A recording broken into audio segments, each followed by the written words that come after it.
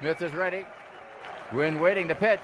There's a drive, right center field, base hitter, there it is! Ho-ho, doctor! You can hang a star on that, baby! A star for the ages for Tony Gwynn, number 3,000. Oh, that yeah, time it is. again. It is that anniversary, huh? Yeah. Pops' 3,000th hit. Yeah, we never get Also- tired of celebrating that one. Now, 2,000 and 3,000 would also come on my late grandmother's birthday. Not crazy. His mom's as well. So, yeah, that's always cool to go back down that memory lane there. Hello, gentlemen. How's your Thursday going? Very good, Tony Gwynn Jr. I don't know if anybody can tell on the chat, but I dug out an old Dolphin jersey today because, I mean, I know everybody's caught up in the pennant race, but hey, guys, it's time for some football tonight, Skraby. You and I are going to watch at least 2 or 3 plays of the Hall of Fame game tonight. Oh, my gosh. Tony, I got to ask you something. Do you think that we've known Chris for what, coming up on 8 years now? Yeah. Do you think him poking fun at the Hall of Fame game means that he's actually really looking forward to this game? What do you mean? I Yes. love it. I say I love it. Yes, because you're Yes. like tongue in cheek saying you love it, but Yes. deep down inside, you sent us a picture earlier of your helmets all ready to go for week Yeah, one. right. No, I love the Hall of Fame game. He is pumped up about football. I'm also taking this as subliminal messages as a commissioner. Oh, goodness. Hey, man, let's get this league rolling. Every time he sends a football Tony, thing, I'm thinking about it. I don't mean to put any pressure, but here's a picture of week one's helmets. I don't believe that you did that, Chris, for like football, but I can see why Tony would think that. I just love to get my helmets out. I got my new Tennessee Titans helmet in the mail yesterday, Wait, and real so quick, I'm ready to Chris, go. when the football season ends, do you pack them away? I do not. Oh, okay. I have there's a method to what I do. That shelf that you saw them. Now everybody's wondering what we're talking about, so I guess we got to fill them in a little bit. But I do have all 32 NFL Pocket Pro helmets, and they're up to like the minute in terms of the latest version of each helmet. I am very. It's important to me. I was to driving do home that. last night, and wait. Hold up. I have so many for it. questions. Yeah. Okay, so they're up to the minute updated. Like, so do you find out in advance if a team is going to change? Like, yeah, I keep an eye on stuff like that. Wait, so the company that makes this, how quick are they on the update? Yeah, it's funny you're asking this, Tony, because this offseason there are 2 teams, actually a third now, but there's 2 teams that changed their helmets. The Commanders, and this is also the main helmet because now teams even have alternate helmets, which I don't get all of those. So that's a little too much for me. But the Commanders put different stripes over their, helmet. The helmet. Yeah. Okay, so their helmet's different. The biggest change that everyone will notice is the Tennessee Titans. They went away from the flying thumbtack logo on the side of their helmet to a little something different, which pays more tribute to the old Houston Oilers with different colors and the light blue. So I ordered those 2 helmets from a place that I get these things. It's called Southeastern Sports Memorabilia. Found it online a long time ago, but they're really good getting these. So I ordered I don't want to say in June or July, probably June. And then, jeez. Are they hand painting these things? Hang on a second. Listen up for a second. Jeez. It's been like 2 months. It's been 3 months. So anyway, about 6 weeks went by, and I started going, where the hell is my helmets? it wasn't a big deal. It cost like $5 each, so it wasn't like I was out a bunch of money, but I thought maybe they got misplaced. So I went, on the website. I found how to contact the company, wrote a letter. I said, hey, no big deal, but here's my order number, and I never got my helmets. The guy got back to me, and he said, sir, pay attention to your, confirmation slip. The 2 helmets you ordered ahead of when they're actually been done. They haven't been made yet. Because they're new, They hadn't even been made yet. That's why they have them on the site. Right. So he said, you're going to have to wait until they're made, and then we'll send them out. He was hand painting it. Yes, he was. So no, anyway, so yesterday the new Titans one arrived. So I texted Skraby Wait, did you just photo. say something about writing a letter? I may have missed that because Adam's freaking out. Did you write an actual email? letter? Oh, email. Yeah, Okay, an email. right. Thank you, Adam. He did say letters, though. I know, That's I crazy. did. I did. But anyway, so I keep the helmets up to date, and yes, I do. Crazy me, and I know I'm a dork, so I don't mind. I mean, it's not a surprise to me. I've been around you long enough to I know put the that this would be matchups something right up there your on the alley. shelf each week, and I just have kind of fun doing that. But during the off season, Tony, the same shelf is where the helmets stay, but they're lined up and in the back in order of how they finished in the division standings. Except, hang on. I gotta leave. I know you're gonna throw up. I gotta leave. Okay, one last thing. In the middle of all 8 helmets, all 8 divisions lined up, the Super Bowl champ gets to stand alone in the middle for the off season. That is so Chris that it's not even. It's hilarious. I am stunned. It's hilarious. I am stunned. Hilarious. I'm not stunned actually. I'm just like, whoa. No. I didn't know. That's a lot. We knew it was a lot. He but I said didn't the know champion it was gets to stand alone. You win the Super Bowl, you get the spotlight. You get the spotlight That's spot amazing. for the off season. Wow. Yes, so Wow. Man. I know. All right, let's get nuts. to business. Yes, Skraby, Do we you have need- to? Do we Should have you to? put the photo up on YouTube for this is people for to you. look at This so is people for you. understand what I'm talking Twitter. about? Chris LOSD Twitter. Oh, you want me to post it? Yeah, because then everybody can go to your account and see it. Yeah, well, we know how that went yesterday, trying to post a photo of the old Please tell me you took the photo on your camera or on your phone. the Padre buggy cart. No, the helmet you sent us earlier. Yeah, no, I have it. Okay, so you could send That'll that. be easier. Tony, I don't think you were not aware of this. Yeah, actually. he missed this yesterday. We had a full segment yesterday of me explaining to Chris how to attach a picture to his email to send to himself.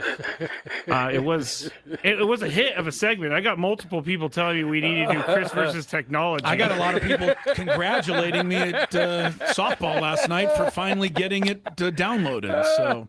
The good old attachment, huh? Yeah. Well, hey, you may find a lot of this talk nonsense out there, and I don't blame you, but it is keeping us from talking about Casey Mize's debut at least a little longer. So that there's a method to our madness, apparently.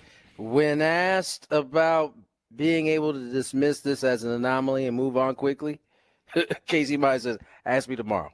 I'm not sure." Oh, he doesn't know if he can get paid. Yeah, yeah. This is what he said after the game. I'll have a better answer for you tonight. It doesn't feel like that. Yeah, but after for sure. I get a good day of work in tomorrow, maybe so. So, listen, Casey had a rough one yesterday, to say the least. He just, even through the first 3 innings, he kind of navigated, Right.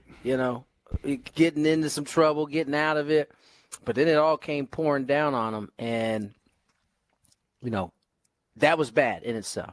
But to me, the offense was far more of an issue than Yeah, Casey they could have helped him out by giving him a couple of runs early, and it could have very well gone differently. You never can tell. Yeah, no, I think the offense they didn't have a good day yesterday, to say the least.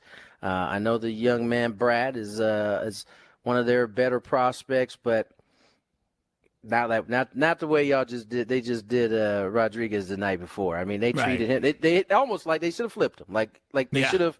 They should have been flip flopped.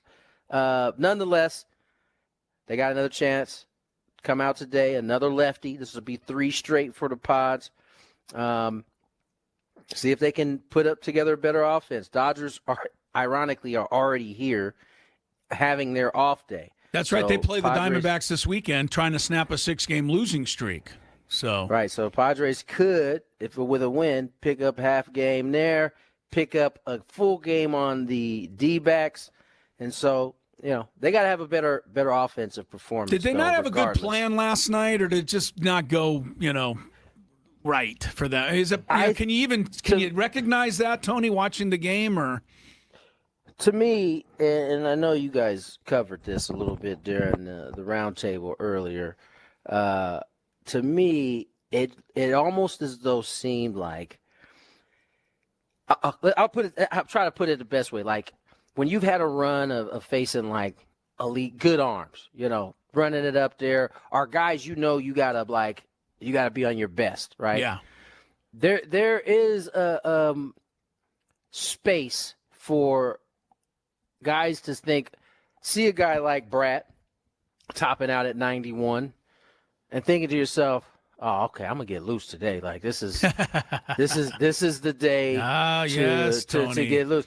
And what I saw, that seemed like what was happening. Guys they were taking big hacks. I mean, there was, especially in the first couple innings before Brat started figuring out, oh, I'm doing well. Before his confidence went through the roof, he left a bunch of balls slurves in the middle of the plate, and guys were seeing them. They just were getting big. Swinging too big, getting jammed on breaking balls, and I think that's what I saw last night. Yeah, I didn't necessarily think Brat was like just nasty. I just think that Padres saw a guy who wasn't a top tier or a high velocity guy and thought, oh, it's a night off. It's going to go just like it did last night. And they didn't have – I don't think they took the same type of swings as they took the night before. Yeah, had one hit last night in 8 innings. But, Tony, I mean, I'm, never going to compare myself to a major leaguer because I didn't get that far. But I made it to college because of guys who thought the way the Padres were thinking last night, which was, I'm going to get this guy.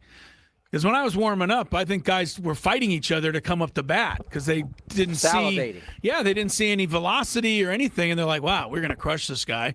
You can use that against people sometimes, and that might have had something to do with it. Casey Mize, I've also had happen to me what happened to him, Tony, and that is like that one inning. It seemed like the first or second pitch they jumped on like 6 batters in a row. And you get into like a groove and you want to like call timeout on the mound and start over, but you just can't. You got to get up and throw the next pitch. And it was just a rut there right? It was one hit after another. And before you know it, now there's 5 straight hits and you're coming out of the ball game. So I don't, he didn't have good location. That's the number one thing. The home run he gave up, which, was a hanging, the split. He didn't have a good feel for that last night, Tony. The split's supposed to start below the waist and dive under the strike zone. His split was starting at the shoulders and diving into the strike zone, and that's not going to work at this level. Yeah, listen, I mean, I don't know that it has the same type of effect that it does in Colorado, but we are at altitude here in those specific pitches sometimes. Yeah. A split. May not. He definitely didn't have feel for it. He threw a couple decent ones early that were below the zone that the Diamondbacks saw out of hand, but it just wasn't his night last night. And what I do appreciate about Casey is you could tell he's a pro. Like he has a sense of, okay, that wasn't great. That certainly wasn't how I want it, and I'm not gonna sugarcoat it. It hurts right now to go through it, but tomorrow we're going to figure it out and keep working at it, and that's all he can do. I have a hard time believing we're going to see too many more starts like the worst one of his career he had last night, literally. If he you hadn't had to start worse than that. Yeah, if you look at his season, that was only the second time all year he's walked 3 batters in a game, and 12 base runners was the most he's allowed in a game this year. So let's glad it happened here. Get it out of the way. What'd you say? Glad it happened here. Yeah, now I can understand. I know. The timing was not great. I'm going to be. I'm going to be a guy that no one wants me, or some people don't want me to be. But I totally understand why he may have not been on his game last night. His last 2 weeks, according to him, has just been a whirlwind. Now he didn't say anything about that after the game. They asked him about it. He said, "Yeah, it's been a whirlwind." He didn't make that as an excuse, but I think sometimes we need to give a guy a little bit of leeway after he gets traded. He doesn't want the leeway, and that's fine because he hadn't pitched in 10 days, which is another thing. He just may not have been as sharp. Yeah, no, there's definitely a lot of reasons. What we know is what you know is a guy like that doesn't come in and want to throw like that. He wanted to come out and be the dude, and it just didn't go his way. And so, we'll move to the next one. Walker Buehler on the bump tonight. Chance for the Padres to split before headed home. This is what I believe 26 and 27. We still got the homestand to get to before we get to the off day in Cleveland. You got an Astro team all of a sudden playing a lot better than they were earlier in the year. You got the Triple Crown guy on that team and Yordan Alvarez coming to town. But first you got to get this one. Walker looking to have a little bounce back start from his last one. Yeah, you got 2 first-place teams, right? Astros, Brewers coming up. Yeah, it's a big stretch. Yeah, that's right. No doubt. All right, let's get to break. On the other side, when I heard about this, all I could think about was, this is definitely going to come up on the show tomorrow. Padres raising ticket prices for the 6th straight year. Season let's ticket talk prices. about it. Yeah. Yes. Let's talk about it on the other side. More Gwynn and Chris.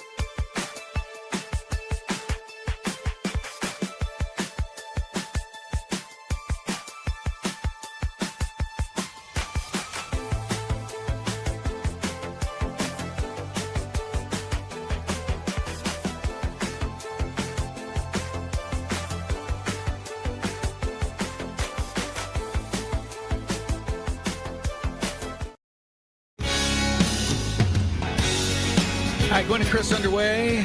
Thursday, another night game. Padres Diamondbacks. Sam Levitt pregame, ball game about 6:30. A little after that tonight. Padres again 2 games back of Arizona and also Philadelphia 2 back of those. Phillies. By the way, Luis Arraez hit a home run last night in his second game for the Phillies. Seems to be doing okay there. Padres lost. What was the score? I lost track. 10-4. Second consecutive game, though, that it was 8-0.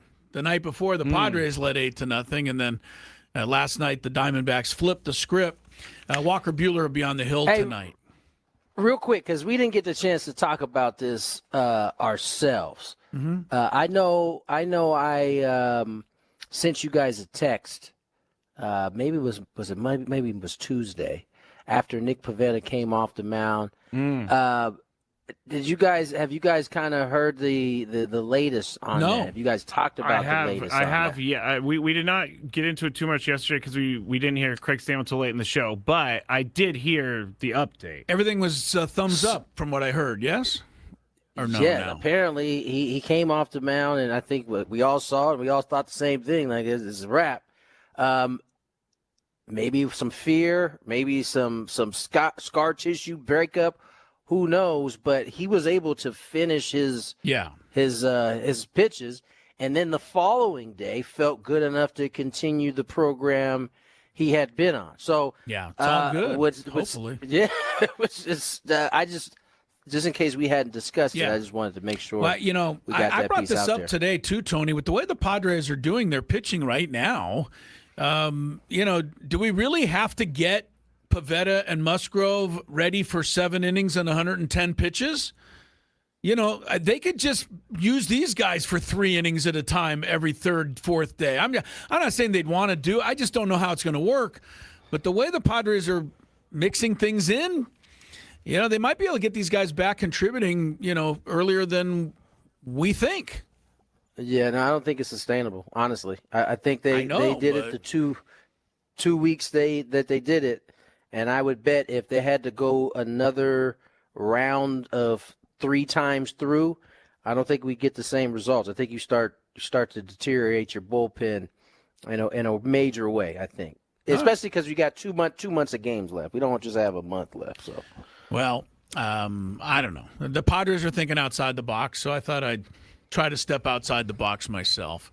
The only thing worse than watching PCA hit a home run is having PCA on base when Alex Bregman hits a 2-out, 2-run homer in the bottom of the 9th to tie it up against the Blue Jays here at Wrigley Field, because that means PCA has to be part of the celebration at home plate.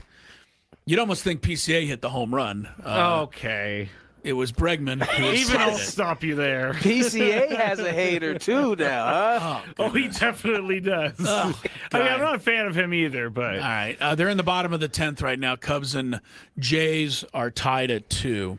All right, Tony touched on it. Padres sent the notice out, and indeed, they are going to raise ticket sales prices for a 6th consecutive year.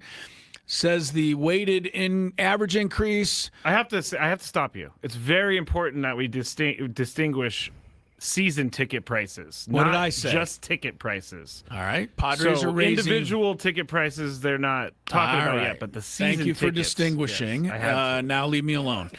Padres. Sorry to correct you, Chris. Yeah, Padres are raising season ticket prices. Thank you. For a 6th year. And if I say anything else wrong, don't worry. Skraby will be right here. With a weighted. It's important you say weighted. Average increase of 3% for the 2027 season. Eric Grupner announced the hike in an email to season ticket holders. Of course, this is the toughest part, I'm sure, of Eric Grupner's job. I don't think he loves signing his name to a note that tells everybody the tickets are going up. Prices did not raise from 2017 through 2021. I think it's interesting because they didn't raise, but the Padres weren't very good. they weren't really making the same commitment at that time. Now, finally in 2020, the short season, 2021, better. But since then, prices have gone up. Now, listen, 20% in 22, 18%, 9%, 3%. Last year, 7%. This year, back to 3%. I think it's the price of doing business, Tony. This is the day and age. I mean, you got to. I hate to say it. You got to do it.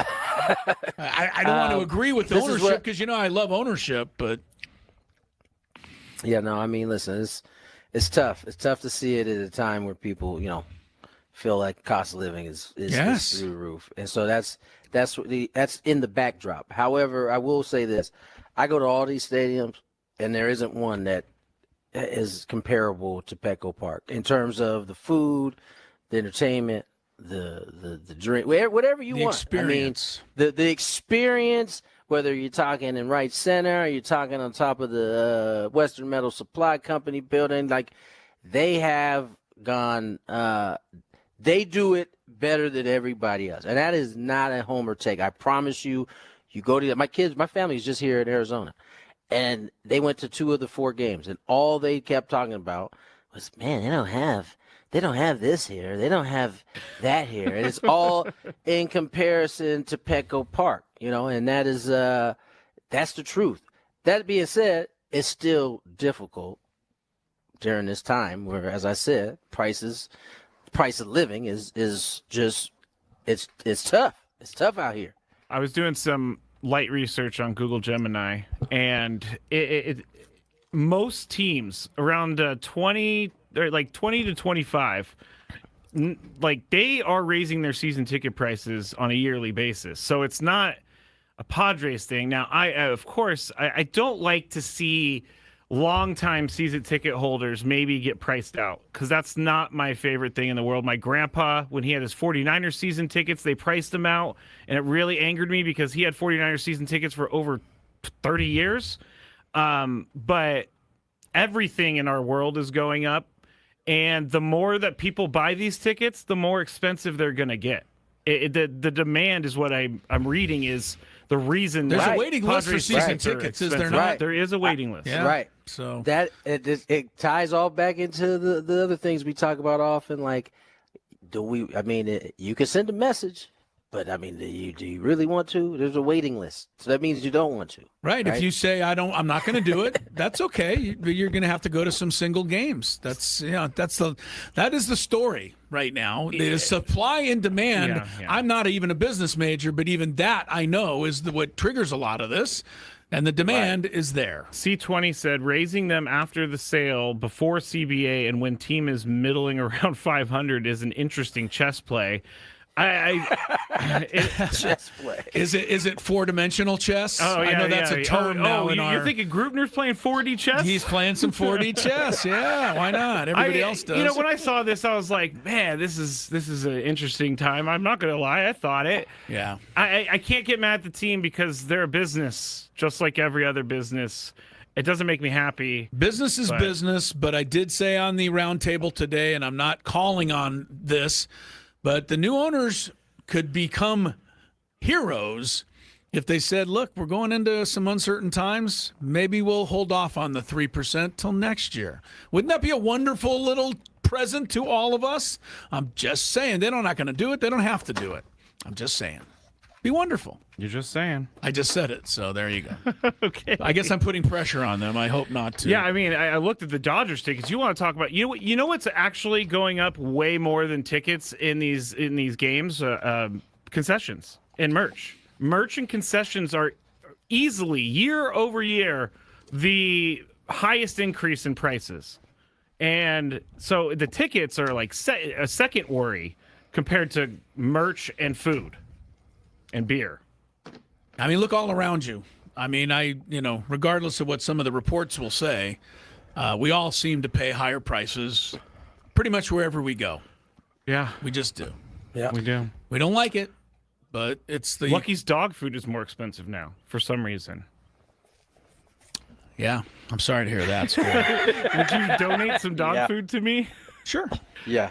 I don't think I think Lucky's not foo-foo enough though to eat the kind of dog food that we have for Kylie. So Lucky will eat anything you put in front of him. Yeah, true enough.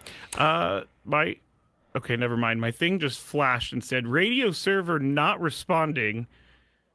What does that mean? I don't know, but now it's back. So we're going to try to go to break. So if we just cut out there for a second, you didn't miss anything too important, that's for sure. Gwynn and Chris continues.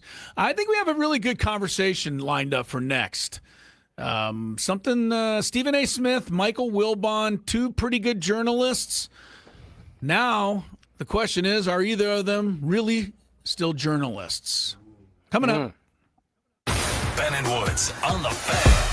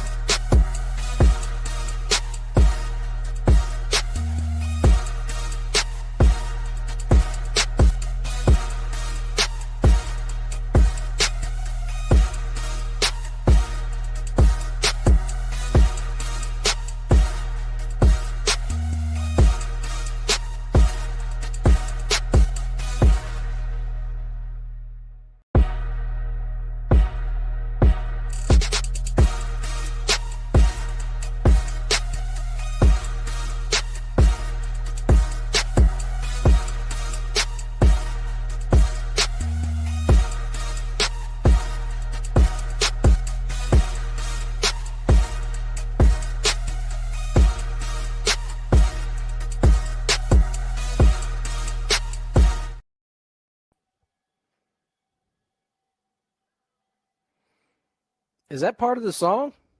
What, the beginning? Yeah, All the people talking. Yeah, I need to take this one out. I made a mistake. I was confused. I was like, Yeah. who's all in the room right now, man? That's crazy. Actually, Got I'm a show to do. going to take it out right now. Tony Gwynn Jr., Chris Ello, Matt Skraby, 2:38 on the clock. Padres back in action for the last game of this 4-game set against the Diamondbacks. Walker Buehler throwing for the Padres. All right. Chris teased Stephen A. and Michael Wilbon having a little disagreement on what journalist is actually, and I respect it, Wilbon for saying it. Somebody had to say it, and I respected the way Stephen A. You could tell he has a ton of respect for Michael Wilbon because he didn't go at him like he would have gone at anybody else who had said this. And so it brings up a good conversation. But before we get to it, I just wanted to kind of get to this note. Obviously, SDSU moving into the Pac-12 this season, the new Pac-12. And I don't know if you guys recall, but when that all went down, the Mountain West, had these basically poaching fees where they were seeking $100 million in exit fees from the departing 5 schools and another $55 million in poaching fees from the Pac-12 in a conference, as Mark Ziegler writes, for a marriage gone bad. The divorce settlements is for less than half, according to Mark. He says that according to the multiple sources inside and outside the conference who speak on the condition of anonymity, in the wake of Monday's joint announcement that they have finalized settlement first reported in Union Tribune back in May. Now, it does it says, it does. It says SDSU, Boise State, Colorado State, Fresno State, and Utah State are each on the hook for just under $10 million in exit fees. And less than half of the estimated $20 million due under Mountain West bylaws for leaving with 1 year's notice. So it sounds like they got off very, very light in terms of, and this is all the teams, in terms of what the Mountain West was seeking. So good for San Diego State, I guess. Yeah, there goes my $10 million still. That's going to probably take away my suite on the road this year. I was hoping. 10 mil? Skraby, what are you trying to write there? I have Stephen and audio. That's what it came out Stephen as. A. audio. Yeah, it didn't capitalize the A. Okay. So much behind the scenes work here. All right, so here's the story. Wait, shouldn't we play the Wilbon thing first, though? Can you get the Wilbon Is it the one where sound? the one from the article, right? I'm here to remind you to tell you who I am.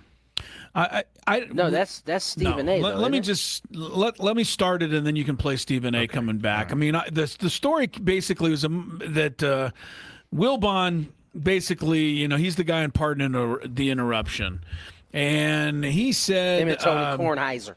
Yeah, he and Kornheiser. Cubs just won, by the way, in the bottom of the 11th inning. Okay, so.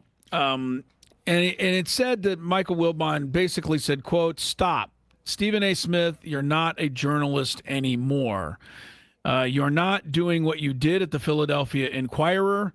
I know what you did there because I was a shoulder-to-shoulder with you on press row and in press boxes and at practices. Stephen A. is now a show. He knows it. He wants to be the show, and he's doing a damn good job at it. That's what he wants to be. He now has spawned a whole generation of people who want to be the show. Good for Stephen A." And Stephen A. responded, and I don't know that Stephen A.'s response was necessarily all that negative. I guess some of it was. But No. Like you said, Tony, Michael Wilbon's a pretty well-respected journalist. And I don't know that I disagree with Michael Wilbon. And if Stephen A. isn't a journalist, so be it. Because I think this is working out just fine for him. What do you think? Skraby, you should. I'll give my thoughts after Skraby plays the sound of Stephen A. You have a little confused because you just said you had sound of Stephen A. Yes, I have sound of Michael Wilbon yelling at Stephen A. I don't need to hear that part. Okay, We don't. We want to hear the actual substance. Well, what Stephen A. said, the quote that Stephen A. TMZ said is, "I'm here to remind you who the hell I am," and that was a Twitter post. Yes, that's what I have. Oh my goodness! Listen, he would go on to say, I read what Stephen A. said. He would basically go on to say that in the literal sense, Michael Wilbon is right. He is no longer a journalist from that standpoint. But he makes the point of he'll always be a journalist. The Stephen A. show, he also made the point that First Take is a lot different than his, I think it's his actual podcast, the Stephen A. show. They do different things. But he makes the point that, yes, Michael Wilbon is correct from a literal standpoint. But he makes the point that he will always be a journalist because that is how he cut his teeth. That is the foundation of how he even got into this business. And so I guess in some ways both men are correct. I don't think what Stephen A. does now, he's not in the locker rooms, he's not, in the press box, is journalism at this point.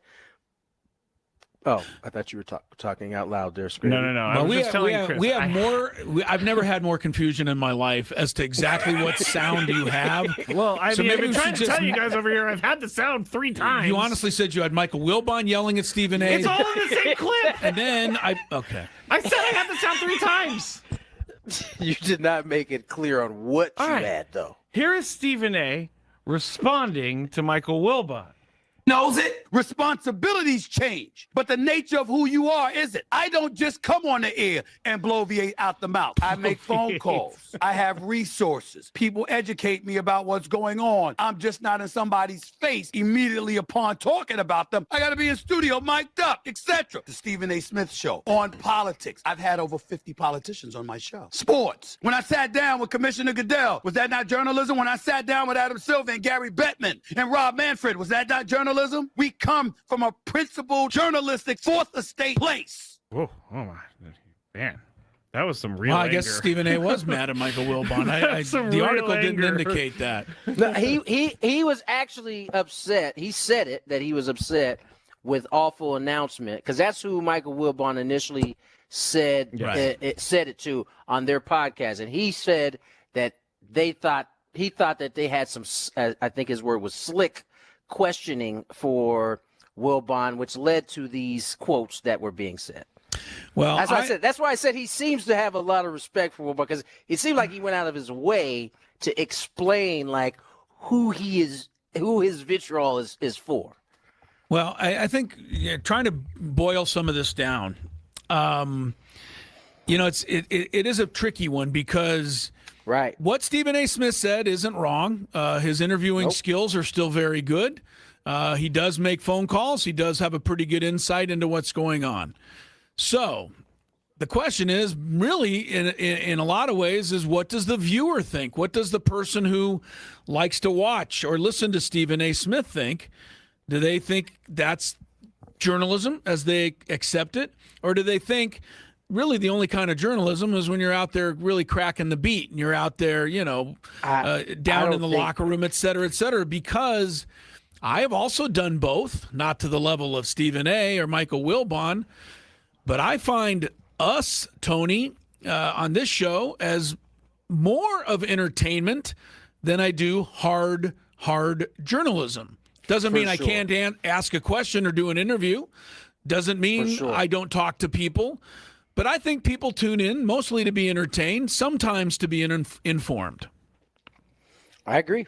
I think, and that's where it's a gray area, right? Because as I said, both men are probably correct from the old school sense, because we didn't have first takes and all of these different type of deals. Yeah, we didn't have that. So I mean, all we knew of journalism was the news, the newspaper, and the reporters that got the news and put it in the newspaper, right? That's kind of how it all worked. We didn't have any other, ways to consume it. Now, First Take is just one of many different ways you consume. And I think what happens is those type of shows kind of jump over the fence, if you will, right? It'll be entertainment in one segment. The very next segment can be some journalism. If you do get one of the commissioners on your show and you're asking them questions, poignant questions about, what's going to happen in the lockout, if there's a lockout, things of those nature. So yes, I think what it is now is there's this combination of both, and I think the line gets blurred because you have people that actually attempt to do both, and I think the viewer can't necessarily distinguish the two all of the time because they're so flooded with it. It's like I said, one segment it's newsy, next segment it's entertainment-y, and then they just go back and forth, and so it all blends at one point. And I don't know that us as viewers in real time are actually thinking about, is this news? Is this journalism I'm consuming here, or am I being entertained, or am I being both right now? Gosh dang it! I have a question. I've forgotten to turn on my mic like 4 times today. Like someone like Pablo Torre, because now he's a podcaster. Is he a journalist? Right. Well, I think he's more along those lines, but he still has to entertain people with the news he's doing presenting. Both. That's the thing now. He's doing Journalists both. can't be boring. They have to be entertaining. Right. If he just gave you a bunch of details, you tune him out pretty quick.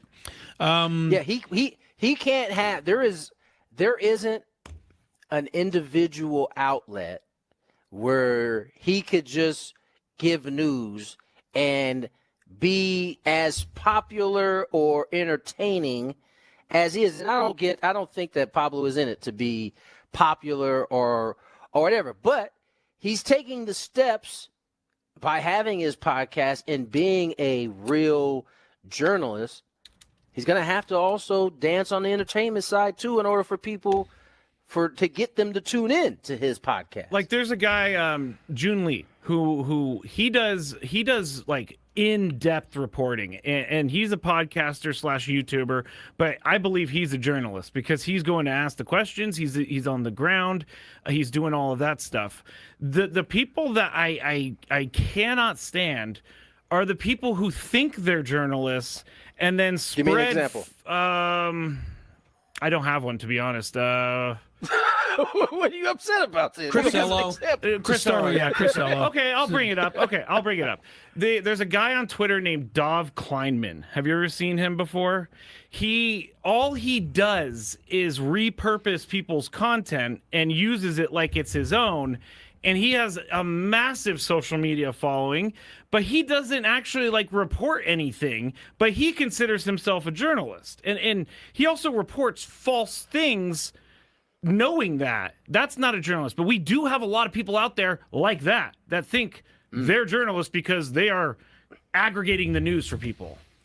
So you're less interested, or I shouldn't say you're less interested. Your beef is with the people who are claiming to be journalists and aren't even doing any of the work. I'm not a journalist. I am not. I'm a radio dude that talks about the Padres. Radio dude. I'm a radio dude that talks about the Padres. I am not an expert on these things, but I like to talk about them. But I would never claim that I was some journalist because I'm not. I think Michael Wilbon speaking nothing but the truth here. However, I think it could have been handled differently. Now, when you're being asked a question, sometimes you answer it, and then things you say have a certain effect. But all he really needed to say was, "Hey, journalism or whatever passes for journalism is just different. It's evolved. It's totally changed, and there's no better example of that maybe than Stephen A. Smith."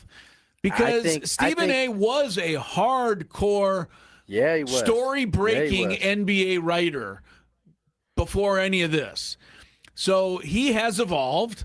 Michael Wilbon was a big-time reporter for the Washington Post. He has evolved into an entertainer too. So that's it. And that I think the way it was handled to me at least signals that Michael Wilbon holds that word journalist to a very, very high regard. and he ain't just about to let anybody, claim it. However, I don't know that he has a leg to stand on because he also has a show in which he is entertaining and not necessarily being a journalist. And he probably uses those skills, and it helps him be more entertaining when he's talking about the facts of a specific story.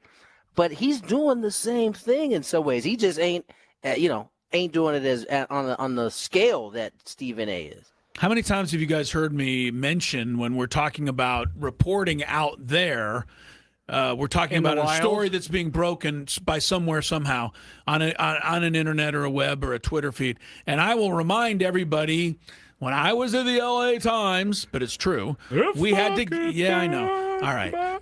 Just stop interrupting my point because it isn't that funny. I know there's times to be, Tony's laughing. Tony's laughing. Oh, goodness. I laugh at everything. Leave me alone. Go. All right. But I forgot my point, so never mind. Come on. No, I don't know. It's not going to sound or make sense now. Back in the day. Never mind. I really am dying to hear it. Could you please tell us? We had to get two sources to report a story. That is no longer the way it works. That's all. I think that's important. I don't know why that's not required these days. I don't know why all of a sudden the source requirement went down. I think they're just willing to risk it now. I'm sorry for interrupting you, Chris. And more importantly, Chris had bosses that were on his head if he didn't get two sources. Now, is that the case? Like, they clearly can get by without it, it feels like sometimes. Anyway, let's get to the other side. More Gwynn and Chris on the other side.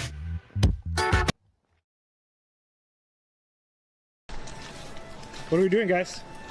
I'm going to see the museum for the first time ever. It's going to be sweet. See my dad's plaque. See where Trevor's plaque is going to be. It's going to be pretty dope. Chris, I'm going to go to the Hall of Fame for the second time because I went earlier today, but I'm going in to see Tony go into the Hall of Fame. So all the way straight and back left. Straight back left. Straight on that back wall. This one? Yeah. How you feeling, Tony? I don't know how I'm feeling right now, honestly. Excited? I'm definitely excited. Hello, Eric. How you doing? Sorry. Pretty good.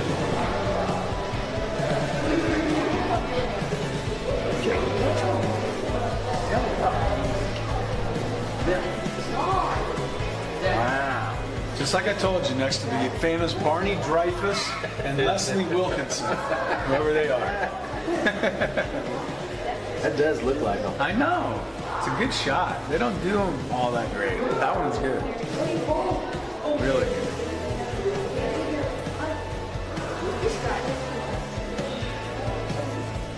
I missed a year. 300. Must have been bad. Huh? Are you a baseball player? I used to be. Not anymore, though. Oh, it's so cool. What team did you play on? I can give you a long list of them. Brewers, Padres, Dodgers, Phillies, Nationals. What position did you play? I played outfield.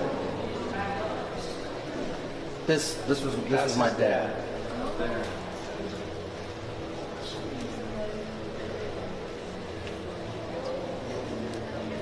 Oh, there's Dick Williams, Goose.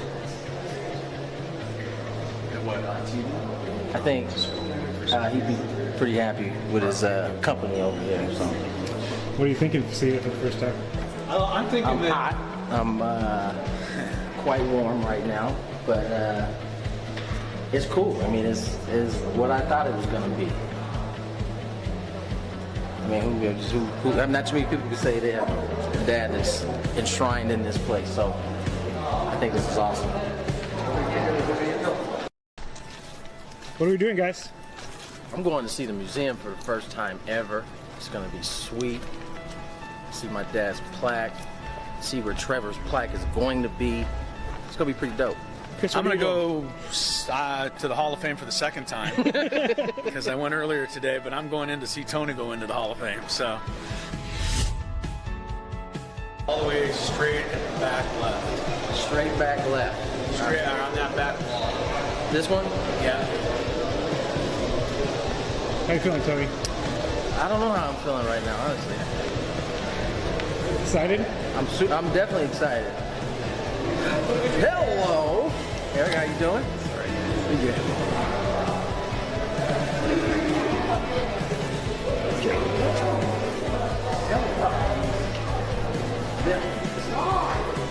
Wow. Just like I told you, next to the famous Barney Dreyfuss and Leslie Wilkinson, whoever they are. That does look like them. I know. It's a good shot. They don't do them all that great. That one's good. Really good.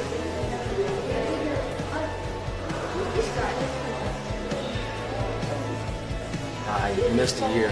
300. Must have been bad. Huh? Are you a baseball player? I used to be. Not anymore, though. Oh, it's so cool. What team did you play on? I can give you a long list of them. Brewers, Padres, Dodgers, Phillies, Nationals. What position did you play? I played outfield. This was my dad.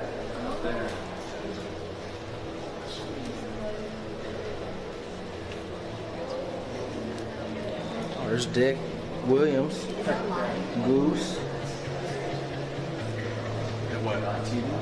I think he'd be pretty happy with his company over there. So What are you thinking of seeing it for the first time? I'm thinking I'm that. hot. I'm quite warm right now, but it's cool. I mean, it's what I thought it was going to be. I mean, not too many people can say they have a dad that's enshrined in this place. So I think this is awesome. What are we doing, guys? I'm going to see the museum for the first time ever. It's going to be sweet. A couple of good comments from the chat about our chat having to do with who is a journalist and who isn't. And I think everybody, honestly, I don't know if we actually answered that question, but I think the bottom line question is, yeah, we're all journalists. It's just a different definition of what it is, I think, than what it used to be. And, I get what Michael Wilbon is saying, but I also get Stephen A's response. 3:01 is the time. Chris Ello, journalist. Tony Gwynn Jr., journalist.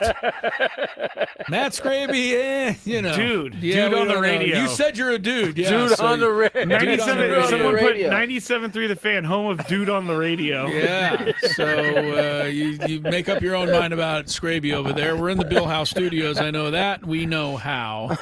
And we're heading into hour number 2.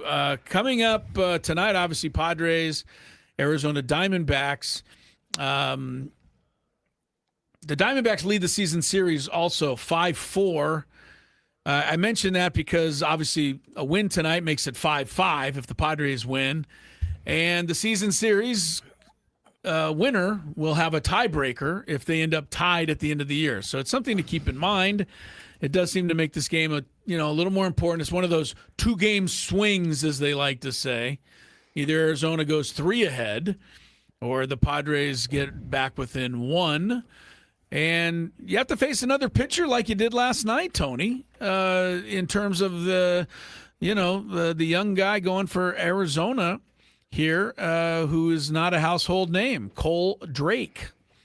So, and from what I gather, this guy is a little bit better than the guy last night. So no, that's not good we'll to see. hear. He better not pitch better than the guy did last night. A little bit better, and that's the thing is I don't know if the guy last night is a real guy, or did he end up looking a little better than he should. Either way, the other thing about winning a game tonight is the Padres in the season against the Diamondbacks. That's right. The last 3 games are here against Arizona. Yeah. You don't. If indeed it does boil down to tiebreak, you don't want to have to sweep the last series in order to do that, because you lose this, you're down 2, and you would need all 3 in that last series, right? In the series season finale. So they want to get this win today for sure, and hopefully Walker can get off to a good start. And is there any way that we can just send Tim Tawa on vacation? Oh my goodness, this guy is the new Charlie Blackmon. Every time, this guy. So he got 3 home runs and 6 that he's hit all year. I know. He's got 3 home runs against the Padres, and he has like 9 RBIs against the Padres this year at all. Like, that's crazy. I hate that. It's crazy when his season total is like 12 RBIs. Yeah, that is definitely crazy. So try to keep him in check tonight. Casey Mize, there'll be better days for sure. Tonight, go ahead. Sure. Yeah, tonight and tomorrow night, by the way, Robbie Ray makes his Padre debut here against the Astros. Reminds me to remind you to get tickets for the weekend series. Yes. Jordan Alvarez, I think. Jordan will be here. Show the shirt, Chris. I'm trying. It's the superhero shirt. I know. That was the lamest way to show a shirt. What do you think I am, Diana? What is her name from Price is Right? I was like, what is that? I'm not a Diana, whatever. I'm not the Adventures of El Nino and Merrill Madness. Well, that's for Monday night against the Brew Crew. Oh. So. Well, why did you hold up the shirt for the weekend? Because I was going to do it all. Slide it over. You got to slide it over. Hold on, I moved the microphone, and Tony will get the full thing. Here we go. There it is. There we go. It actually is pretty cool. I don't know if they have my size because I never fit into these giveaways. But by the way, Tony is an expert at this because he has to do it on TV with Orsillo all the time. So I should have had him do it. He's good at this stuff. Padres. I don't think Tony gets as much joy as Mud does out of doing the giveaway. God. Mud is like a Tony's like, you can go back to the game now. Yeah. Yeah, Mud will talk about the T-shirt for 3 innings if they let him. Padres Astros tomorrow night. I will mention the game tomorrow night. You got the Gallagher Square Beer Fest, $5 craft beers before the game tomorrow night. Saturday is interesting, 4:15 start time, and we should also tell you Sunday is the Sunday night game, 5:20. So the schedule this weekend, be alert for the game times, and then the Brew Crew comes in Monday with the T-shirt giveaway to the first 40,000 fans. Enough with all that, guys. It's the Hall of Fame football game. Whether I think I like it or not, you guys were poking fun at me earlier. I do like it just because I want to see an NFL game. But after the first 3 plays, Tony, I'm done with it. I get it. Okay. I get it. It ain't worth it after the first 3 plays. Yeah, okay. I want to see the uniforms. I want to see how everybody looks. Do you remember, like, maybe, I don't know, I worked at the other radio station, so it was a long time ago, but there was a Hall of Fame game scheduled, and the grounds crew used the wrong paint on the field, and they had to cancel the game because the paint was dangerous. They didn't have any problem canceling it either. No, but everybody flew there, and they do the warm-ups, and they're like, this paint's not dry. You know how I like to tell you guys stuff that happened in the old days that you're going to be shocked by? I think this is one that may surprise you. Before the Hall of Fame game, there used to be a game, at least for 12, 15 years, I'd have to look it up to be official. The game was played every year in Chicago at Soldier Field or wherever they play. I think it was Soldier Field. And it would be between the defending Super Bowl champion and the college football all-star team.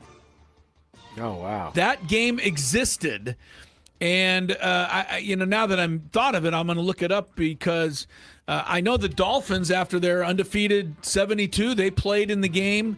The Packers, Lombardi used to bring his team in and play this game against college kids, and it ended. The reason I thought of it is what you said about the field.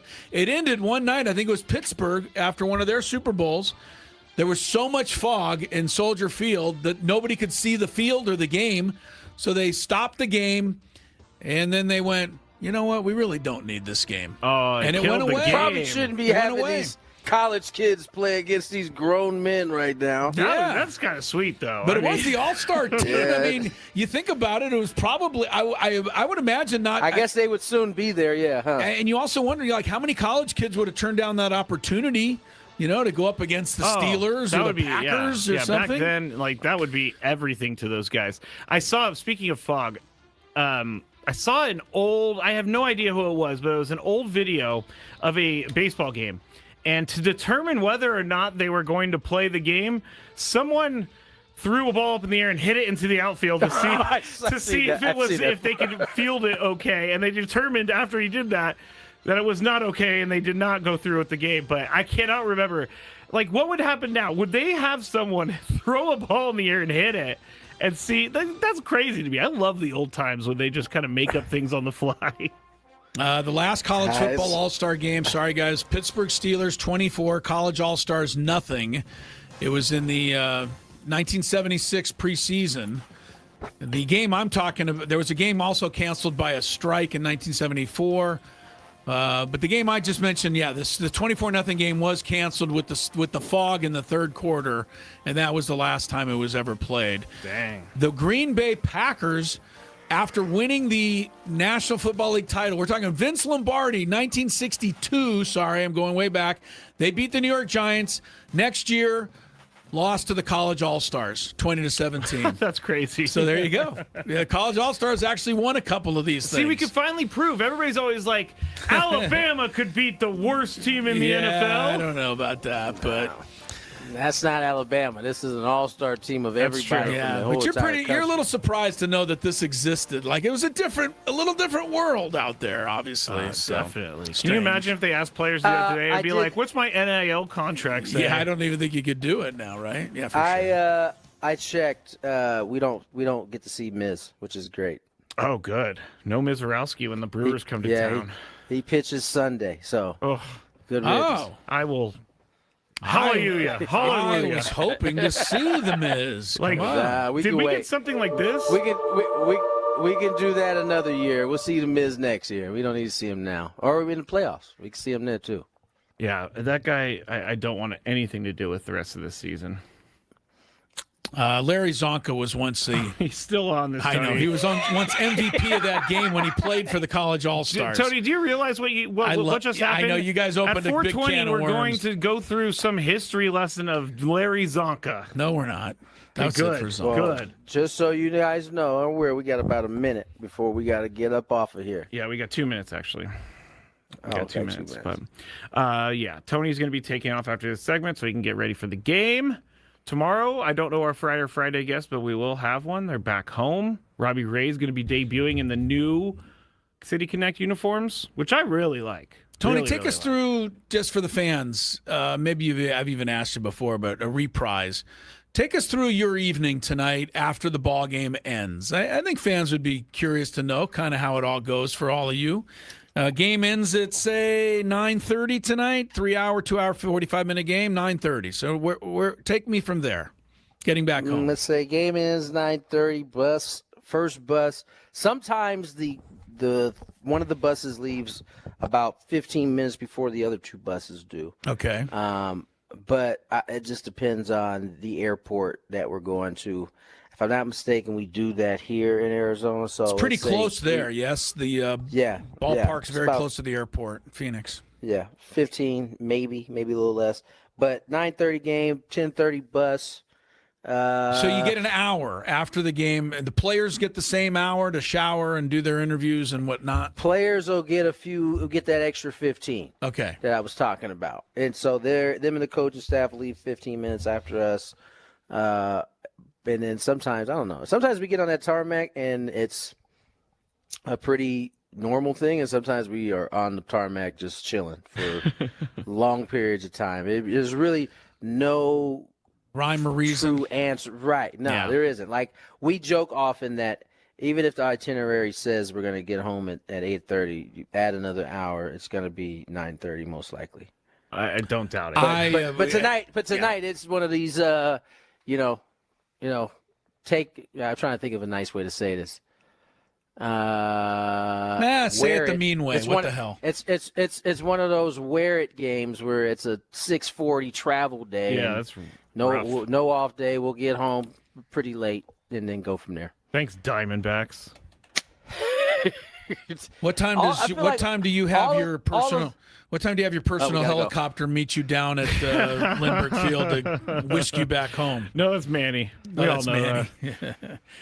Yeah, it's an interesting thing. All right, we're taking a break. More My Gwynn and Chris. goodness. I'm sorry.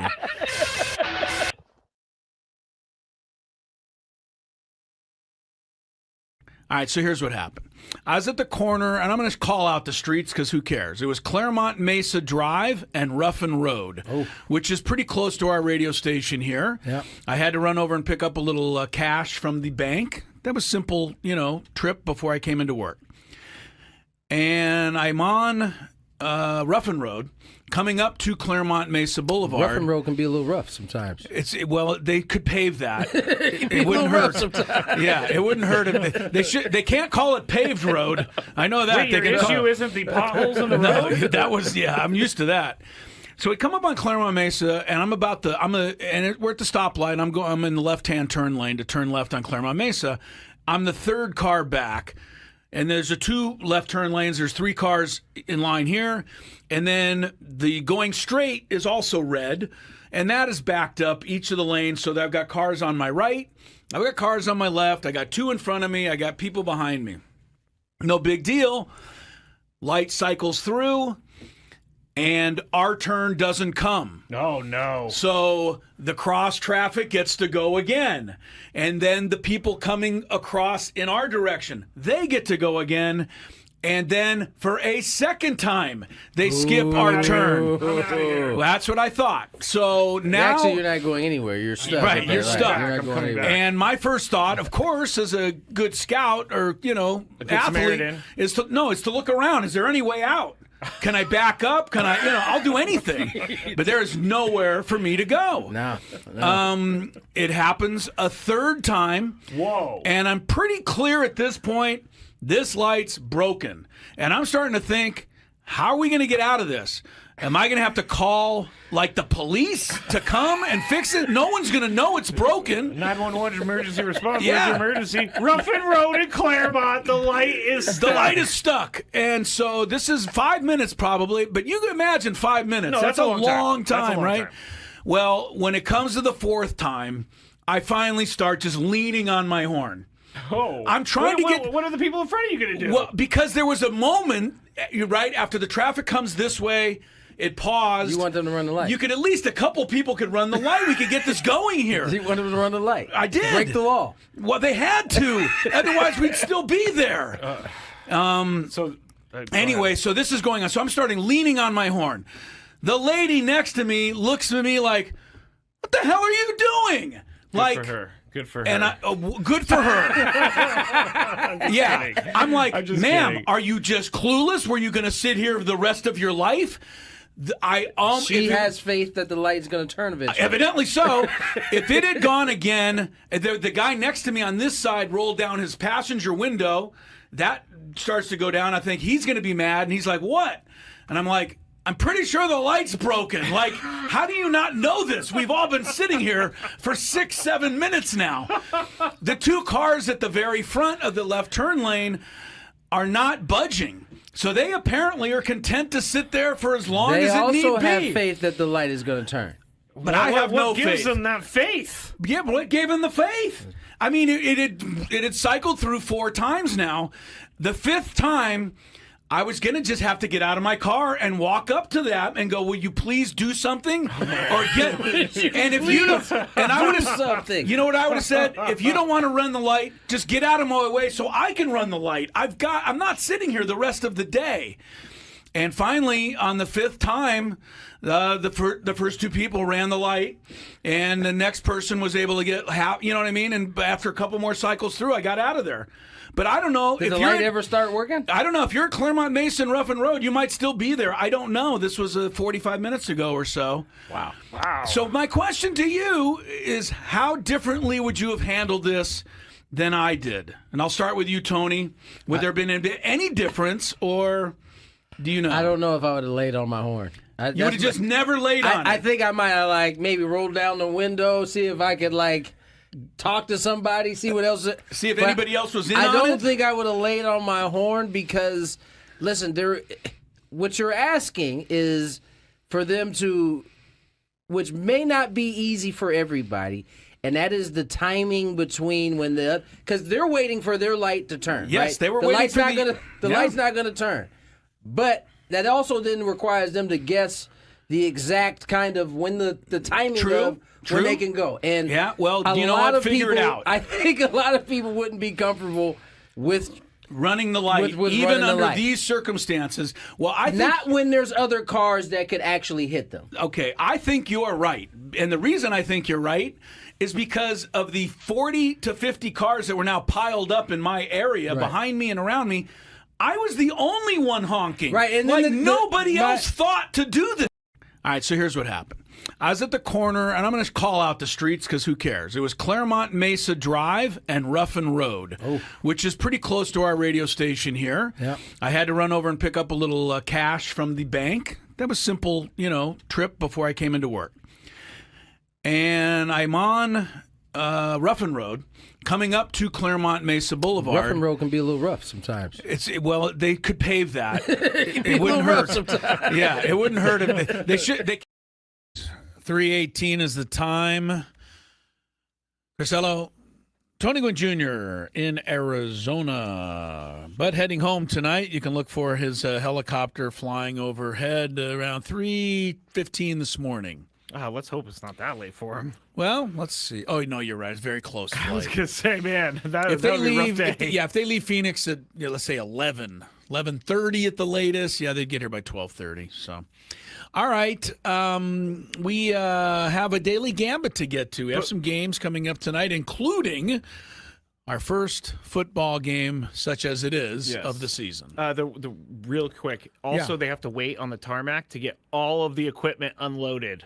So that does take extra time. Extra time. I have been known, although there's so many people that help, because I remember the fast. Aztec games football. It went usually pretty quick. Yeah, get the players out there. Well, I don't know if the players will do it, but I sometimes I would grab a bag or two because I just want to get the heck home at that point, you know? All right. So, okay, let's do some gambit, see what's coming up tonight.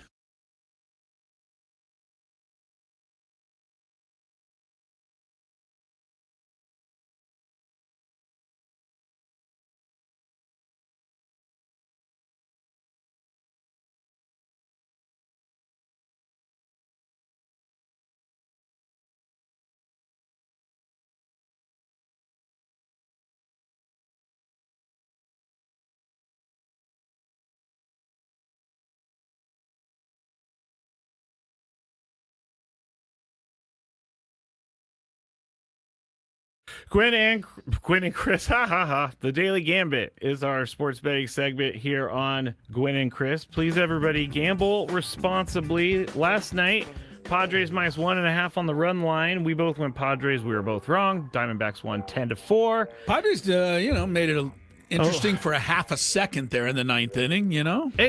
I was like, you know what's gonna happen? They're gonna make some sort of run in the ninth inning. Yeah, and they it did. happened. Yeah, they did. The total score over under 8.5 runs. We both went under. It was over 14.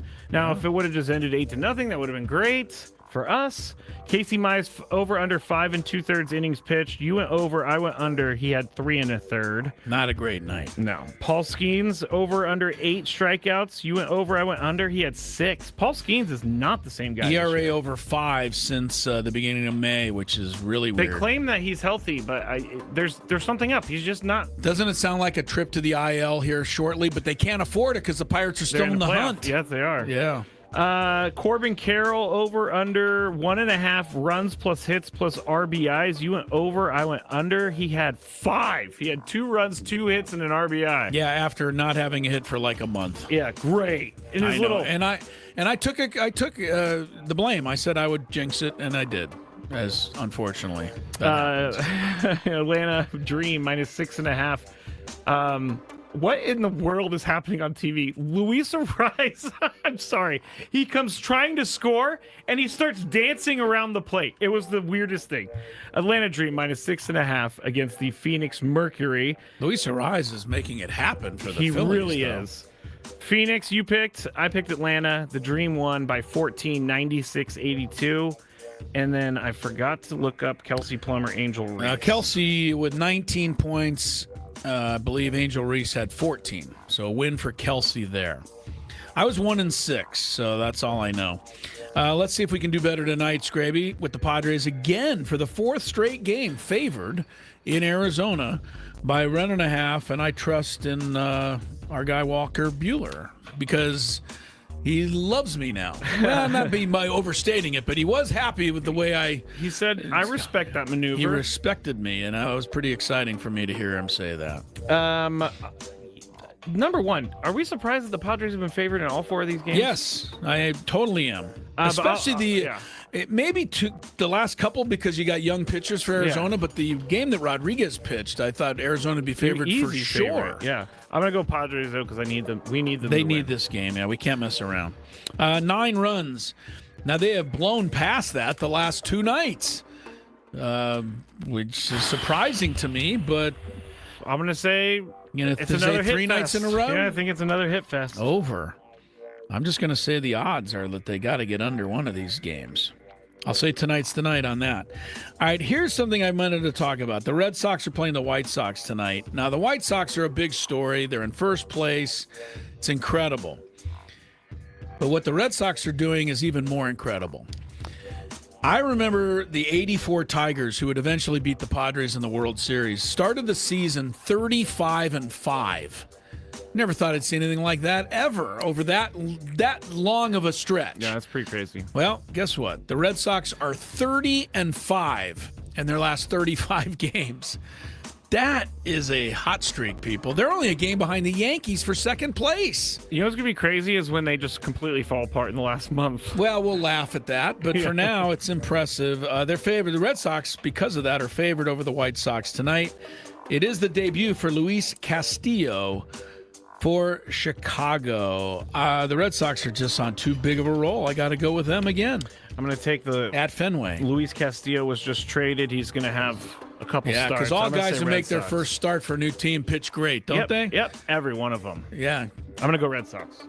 Your memory's not very good because the one who made his debut last night for the Padres. I'm aware. Oh, okay. I was trying to move past it.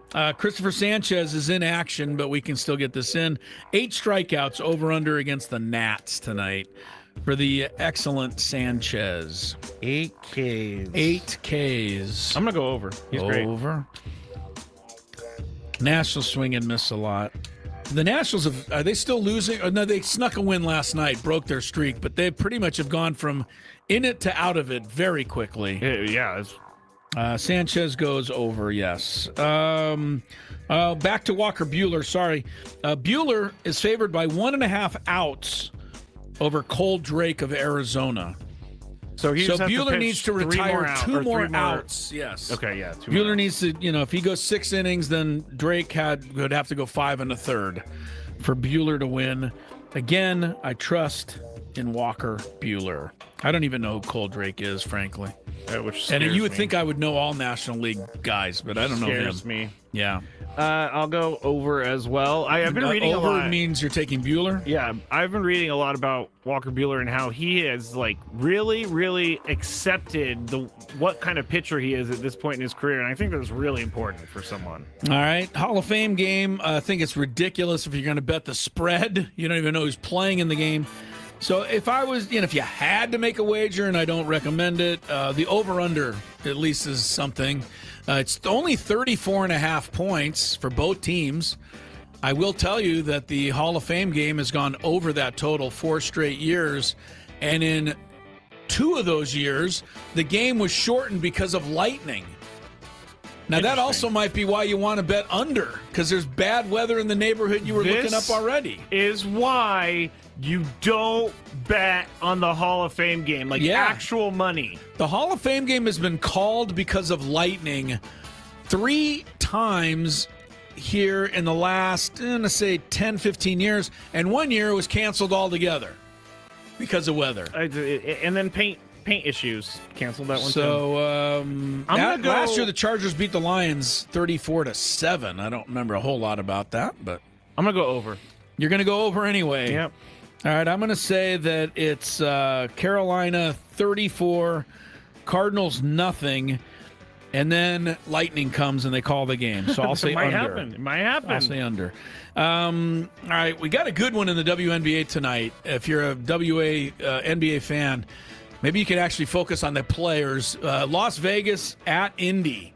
So that gives you Asia Wilson against Caitlin Clark and many other star players. Indy's favored by 1.5. Indy's been playing great, but I think Las Vegas rises up on the road tonight. I agree. Vegas. All right, going with them. We also have Asia Wilson, 6 points over Caitlin Clark. You're up there. I'm going to go with Asia Wilson. Asia's just all that. She won it 4 times MVP. Yeah, I think Asia's the answer here. Very good. And she's a vet. She knows what she's doing. You know, I broadcast one of her first college games when she was a freshman. We played at South Carolina. She came into the game, and by the time she came in, they were already like 40 points ahead. And she made it even worse for the Aztecs. Caitlin Clark, 9 assists. That's a lot. Over, under. This is something that should be appreciated more. Have you seen some of her passing? Yeah, no-look stuff, behind the back. She's very talented when it comes to passing the ball. Tim Haggerty, when we had him on, he's the Fever play-by-play voice. He talked about that, yeah. He said that she's like, she was called something along the lines of Pistol Pete when she was younger. Yeah, that's high praise, but she sometimes lives up to it. She can make some great plays. So having said that, I'll say over. 9 assists. That's a lot, though. I'll be the contrarian and go under. Go under. All righty, we're taking a break. We're at the bottom of the hour, or we missed it? Skraby, I don't want to get Adam upset. Then we have to talk for 5 more minutes. We're going to break right now. Do it. Ben and Woods on the Fan.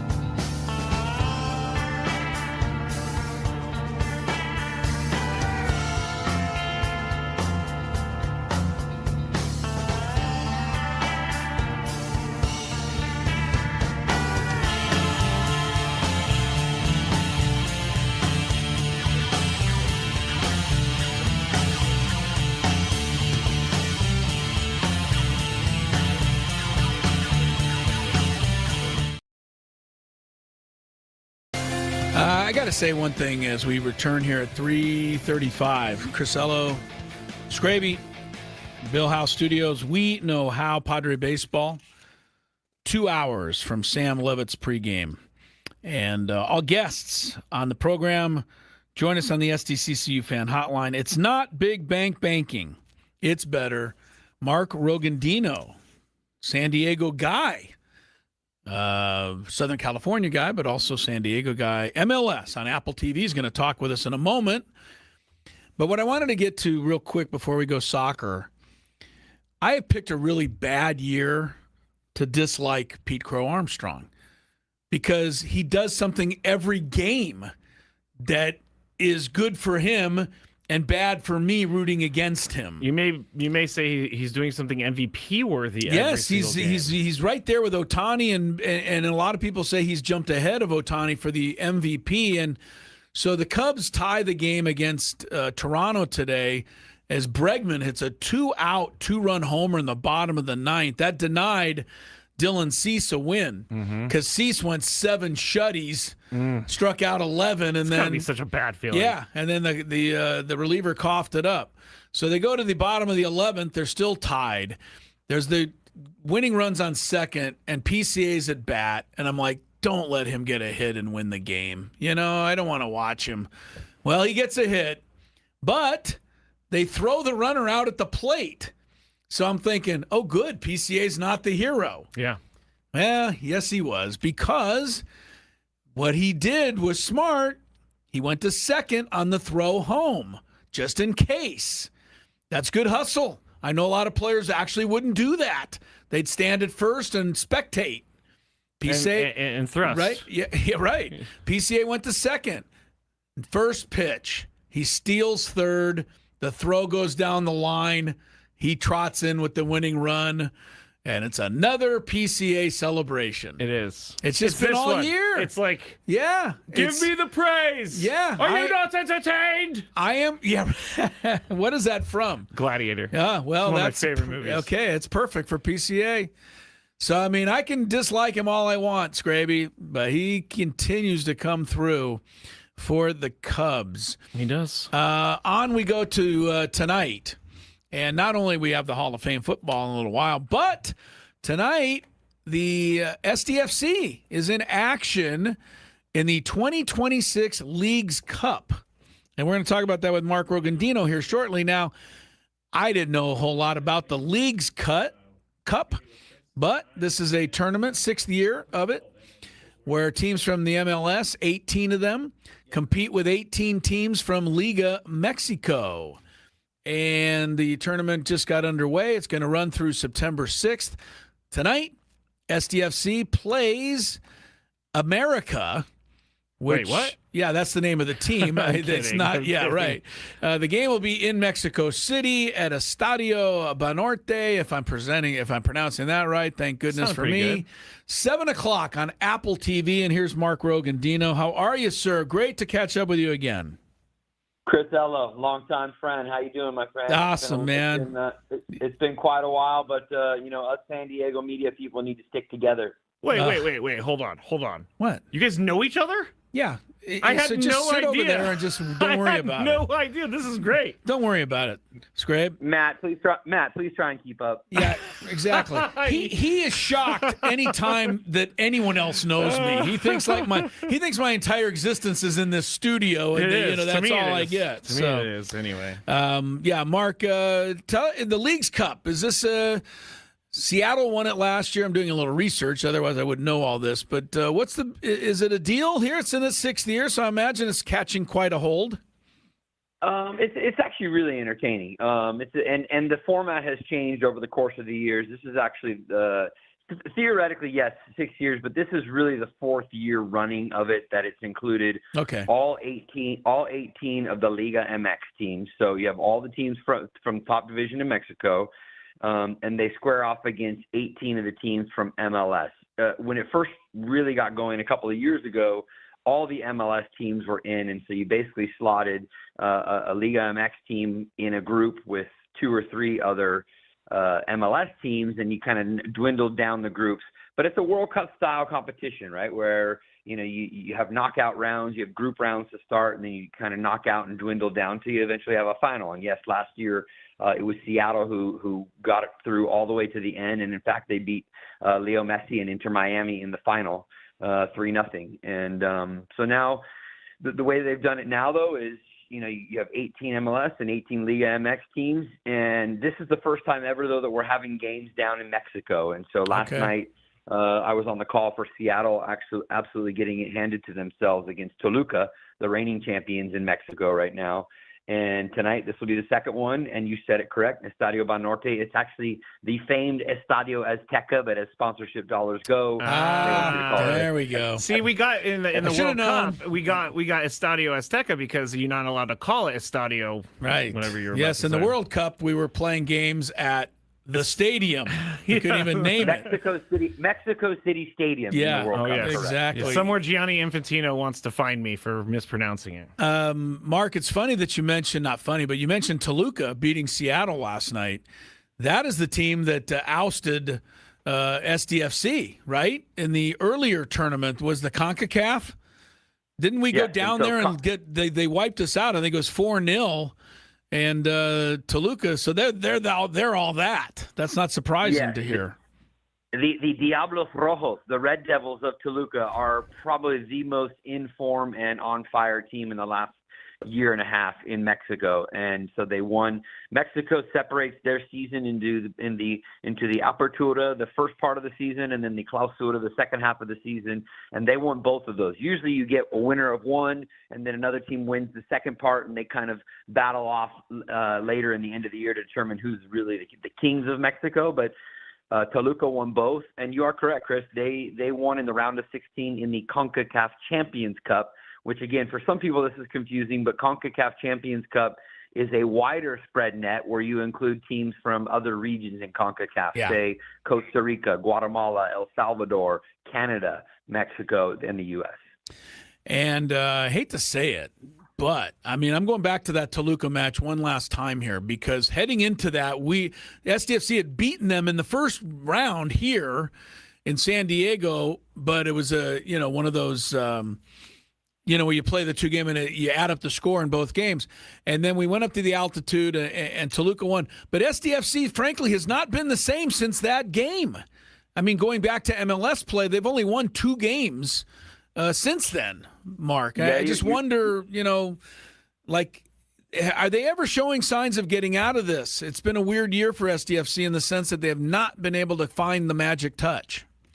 And you're not wrong in the sense that they shot out of a cannon in year one, right? And I think exceeded all expectations. And so consequently, because they went and won the West, and even though they didn't, they got to the conference final, eventually losing to Vancouver, who was the representative from the West in MLS Cup, they did so well in that opening year of 2025 that I think a lot of people expect you to duplicate that type of performance, and that just doesn't happen when you have some new faces come in, you have some guys go out. We all have probably read the news with Chucky Lozano, and he at the end of last year he was not a part of San Diego FC's plans. He was never going to be part of their plans in 2026, and now he's looking to move up the 405 to the LA Galaxy. So I think that to answer your question in a roundabout way, I think this is going to be an opportunity for Mikey Veras and San Diego FC to flip the script a little bit here. And maybe this could be a jumping off point where if they have some success here,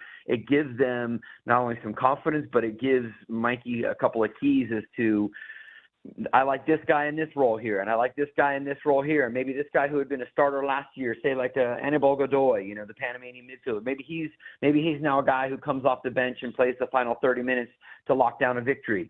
And it could be a jumping off point for them if things go well, where you're looking at them to not only do well in this competition. That doesn't even mean winning it all, but maybe it means qualifying into the knockout stage, but then giving them some confidence and elevating their level of play to maybe have some success, move up the West table and make a run at a playoff spot. Because as he told us earlier in the week, that is always one of the goals, not just to win competitions, but always to make sure that they're going to be a playoff team year in and year out in MLS.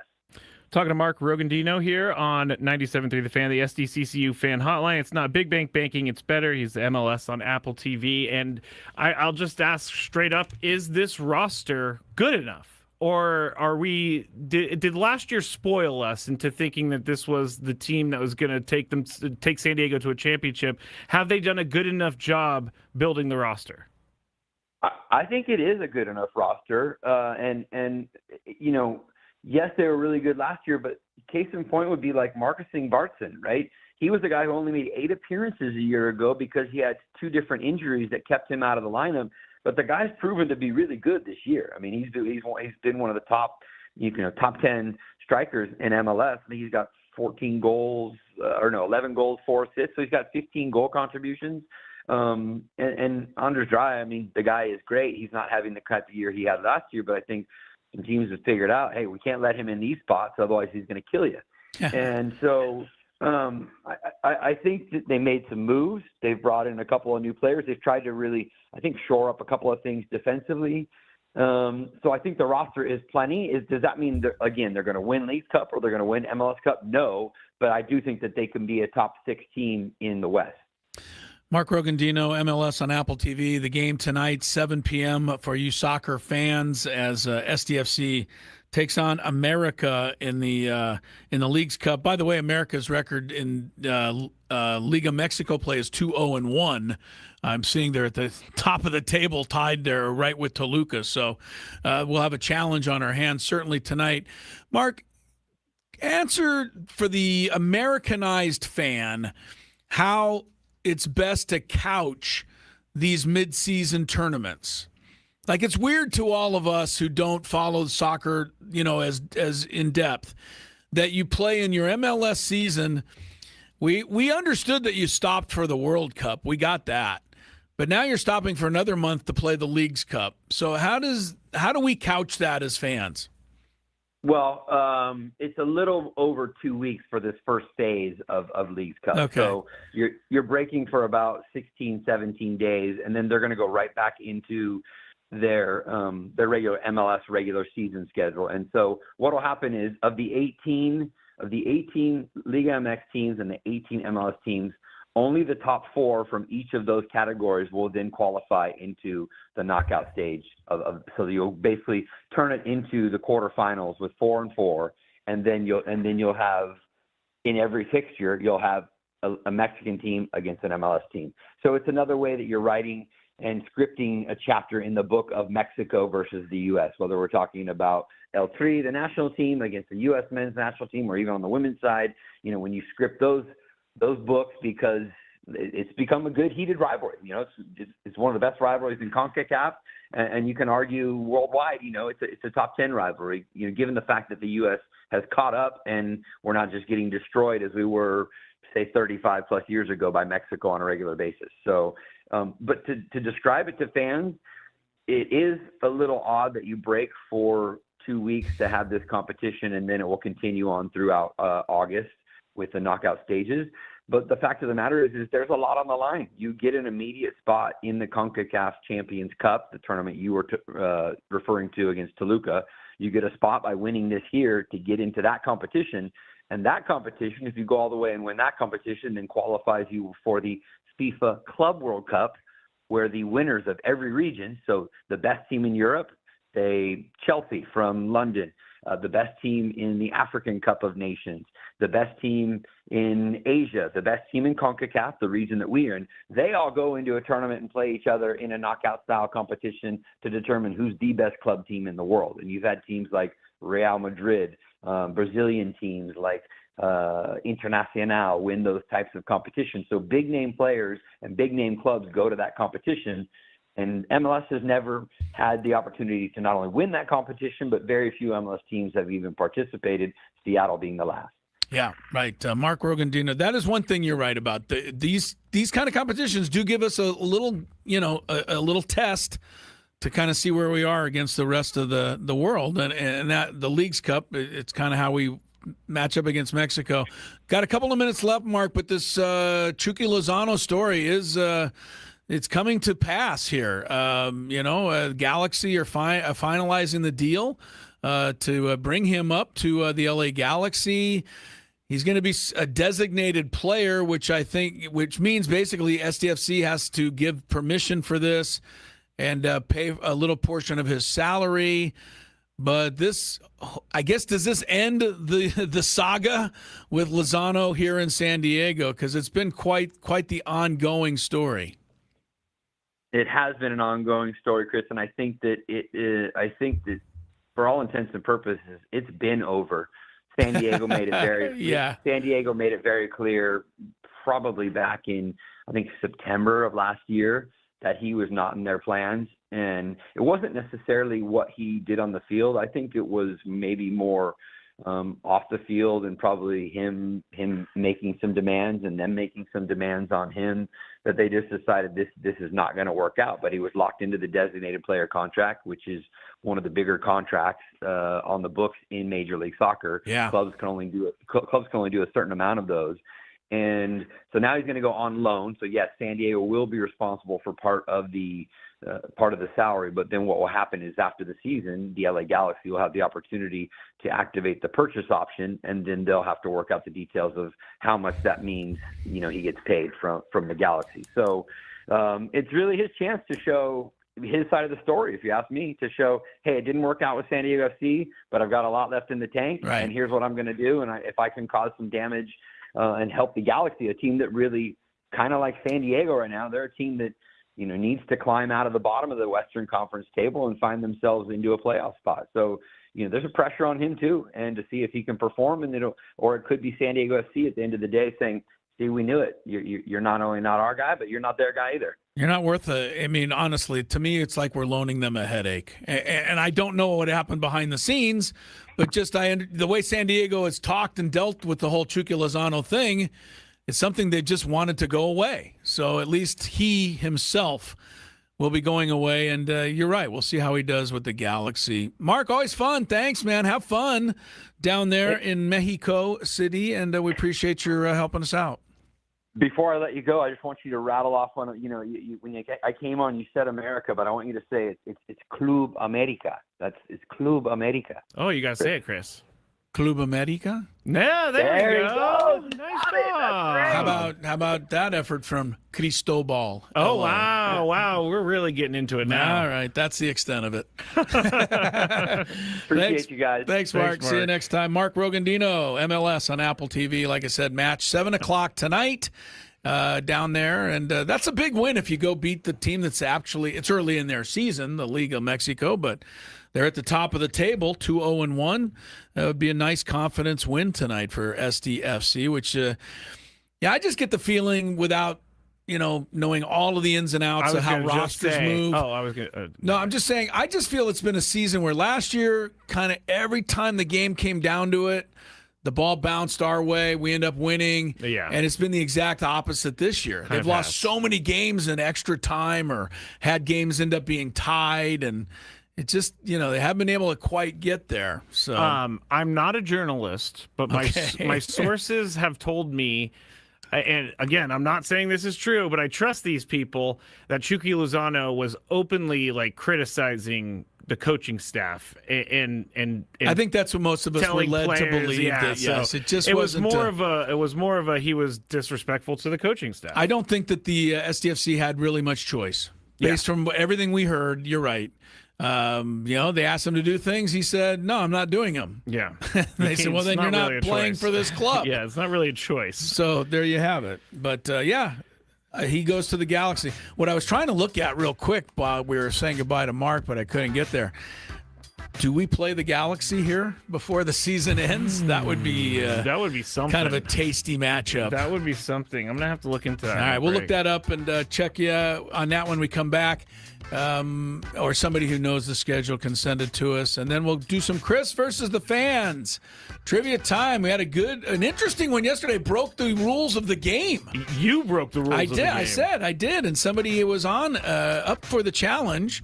So let's see where Chris versus the fans goes today at 833-288-0973. Call in to play.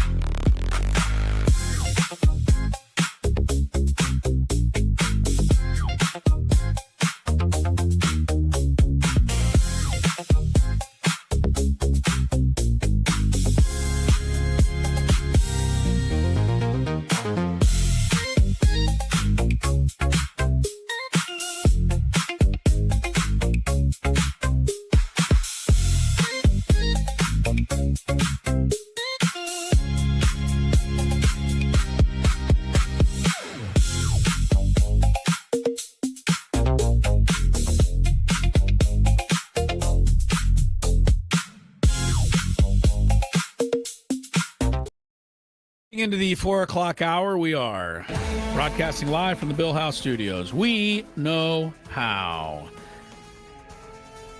Tonight, the Padres take on the Diamondbacks. Game 4 of a 4-game series. By the way, Phillies, who are also 2 games up on the Padres for the wild card. Padres have to catch at least one of those teams. Yeah, last night was a good night for them to make up some ground. Right, because the Phillies lost, but so did the Padres. I think they both lost 10-4, actually. Interesting. Tonight, Phillies are ahead of Washington 4-1. You don't have much hope tonight because Miles Michaelis is starting for Washington. I think he's pitched one good game like the last 4 years. I don't understand why they keep putting this guy out there. Any team. You know, there's got to be a young pitcher somewhere. Yeah, I always think that too. Like, really? Right? You think Miles Michaelis is giving you the best chance to win out of every pitcher you have? Yeah, but he's out there, and the Phillies are teeing off. Rise, who homered last night, almost hit one just a moment ago. Was caught at the wall. Anyway, we'll get into some Chris versus the fans here. Opportunity for you to win some tickets to the concert. The concert being that of Muse, M-U-S-E, Muse. They will be performing at the amphitheater down there in well, you know me, I'm looking for the thing. I mean, I don't know it. how much easier I can make it for you. Oh, here it is. No, it's not. I lost that page. I don't know. You know, here's what happens. You request the paper. I know, but here's what happens. Okay, see, Skraby is great. He gives me this thing with all the information and stuff. But I have OCD, and we've talked about this. So when I feel like I'm done with a certain grouping of papers, I immediately throw it out. Can't do that. And that's what happens. Then I end up needing it later, and I don't have it anymore. Everything is for that's both what of us. happens. Everything is such a process. Blame my for both of us. OCD. Blame it on my OCD. It's mostly under control thanks to great medicine and doctors, but sometimes it rears its ugly head. 2 tickets to Muse, North Island Credit Union Amphitheater, August 29th. By the way, August 29th, the SDFC hosts the LA Galaxy. That's right. So if you don't win the tickets to yeah. this, make sure you go to see that. We got to get some free tickets for that game. Oh, man. That's going to be the Chucky Lozano return. You got to, I mean, That'll I hope be he's crazy with night. the Galaxy by that point. I mean, you think, right? I mean, we already know that the fan bases. Now, I know usually the bigger, if I'm not mistaken, the bigger fan rivalry has always been SDFC against LAFC. But I believe there's probably still a pretty good rivalry with the Galaxy, too. I mean, they've only been in existence for 1 year. I know, and now so. the Chucky's coming down. I can see that. Yeah, 29th of August is going to be a big night. All right, let's play some trivia. If you had one shot, one opportunity to take down the human almanac himself, Howdy do. now is your time. Listen to me, this guy is dangerous. Now is your opportunity to win a prize. Well, I hope you know what you're in for. Chris versus the fans starts now on 97.3 The Fan. Gator Padre on the chat says that they do the same thing as you with the papers. Once they're done, put it to the side. Get it out of your way. Well, you can put it to the side. It's out of the way. I actually throw it away, like to where it's not retrievable. And my wife does not like this. I would assume. Yeah. How many important things have you thrown away over the years? Goodness. Way too many. Yeah, way too many. Where's that bill that came in? What bill? What bill? Yeah, the one that you probably scooped up in a pile and threw away. Yeah, that's the bill. I know you also like to shred things, so maybe you've shredded some stuff over the years. We have a nice shredder Allow here me at to work. say that I don't like to shred things. My wife wants things shredded. Oh, I don't blame her. That turns me into the shredder. I don't blame. All right, here are the rules. You have to make it through 3 questions. Each question will get more difficult. If you get the question right, you move on. If you get it wrong and Chris gets it right, you're eliminated. But if Chris gets it wrong, then you move on to the next question or you win. If you're a first-time player, let us know before you get into it, and you will get that question for free today. So let's go to our first contestant today, Ryan. Hello, Ryan. Hey, how we doing? Pretty good, good. Ryan. Good luck to you, man. Good luck. Say it one more time. I'm a first-time contestant today. Big-time fan, though. Thank you. First-time contestant. I love it. I love it. That was good. We can do it. We can do it. Okay. Yeah, I think that's you might have started something new there, Ryan. Here we go. Question number 2. First time contestant. During the 2023 season, which Atlanta Braves superstar became the first player in history to record 40 home runs and 70 stolen bases? Whoa, big year. Ronald Acuna Jr. Ronald Acuna Is that Jr. number 2? is correct. So he's one away? He is one away. Okay. Nice job. Yeah, Ronald Acuna Jr. Yes, sir. Hold on 40-70. one second, Ryan. Ronald Acuna Jr., 40-70, but he has never been the same since. Never. He's been hurt. He has been. Constantly. And he did tear his ACL before that season. One thing that is you got to give to Ohtani, because he's not stealing him this year the way he did, No, he's not even trying. But remember, 30-30 was kind of a thing. There was only a few guys here and there who did it. Then Canseco in the 80s hit a 40-40 year. Probably cheated, but he got there. Maybe 2 or 3 other guys were able to get 40-40. No one ever, I'll be honest with you, no one dreamed 50-50 was even something you could even think about it. Yeah. To hit 50 home runs and then have the speed to steal 50 bases. And Ohtani did it easily. Yeah, easily. So for all the crap we give Ohtani, you got to give him his props for that. Nah. No, you All won't right, do Ryan, it. here we go. Question number 3. No, you do have to give him props. We're watching a legend, Chris, if we're being honest. Yeah, I guess so. He is a good player. Yes, he is. All right. If you're a Padre fan, I think you should know this. How many times have the Padres won their division? Oh, gosh. Ever. Yeah. Since the team began. I do know this. Sky. Oh, my God. It's a tough one, but I think you could, hopefully you can come up with it. I feel like it's 9 or 13. Is it 9? He's going. Is that what you want to go with, Ryan? 9. I Go wanna with go with 9 9. over. Don't go with 13. I know it's not 13. That'd be way too many for them. It's not 9 either. Do you know, Chris? I think it's 5. I'm guessing a little bit. Oh, sorry about that, Ryan. Thank you for playing. It was 5. 84, 96, 98, 2005, and 2006. That's right. They went back to back. Yeah. So. And they haven't won it since 2006, and they're probably not going to win it anytime soon. Because even if they make the playoffs every year, they're going to have to beat the Dodgers to win the division. They're going to chase down the Dodgers this season. They're only 9 back, and the Dodgers are fading. Let's go, baby. The Dodgers are feeling the heat. I don't like that the Dodgers are just hanging out in Arizona while the Padres are playing. I don't like that. You don't want them scouting us? Yeah, I don't even think it really matters. But this weekend, you're going to root for the Dodgers or the Diamondbacks? I got to root for the Dodgers because I need the Diamondbacks to lose. Yeah. All right, the next contestant. Let's go to Travis. Hello, Travis. Hi, Travis. Hey, what's going on, boys? Not too much. Hey, how are you? You ready to play? Let's do it. Here we go. It's not a first-time contestant. What is the name of the football game being played tonight in Ohio? Hall of Fame game. Hall of Fame game is correct. We're giving the Hall of Fame game more pub than the Hall of Fame game needs. Yes, I was the one who went off on a tangent on the college football all-star game, which again did exist. But if the Seattle Seahawks were playing a group of college all-stars tonight, I think we would be more inclined to tune in than to this Hall of Fame thing, an exhibition game.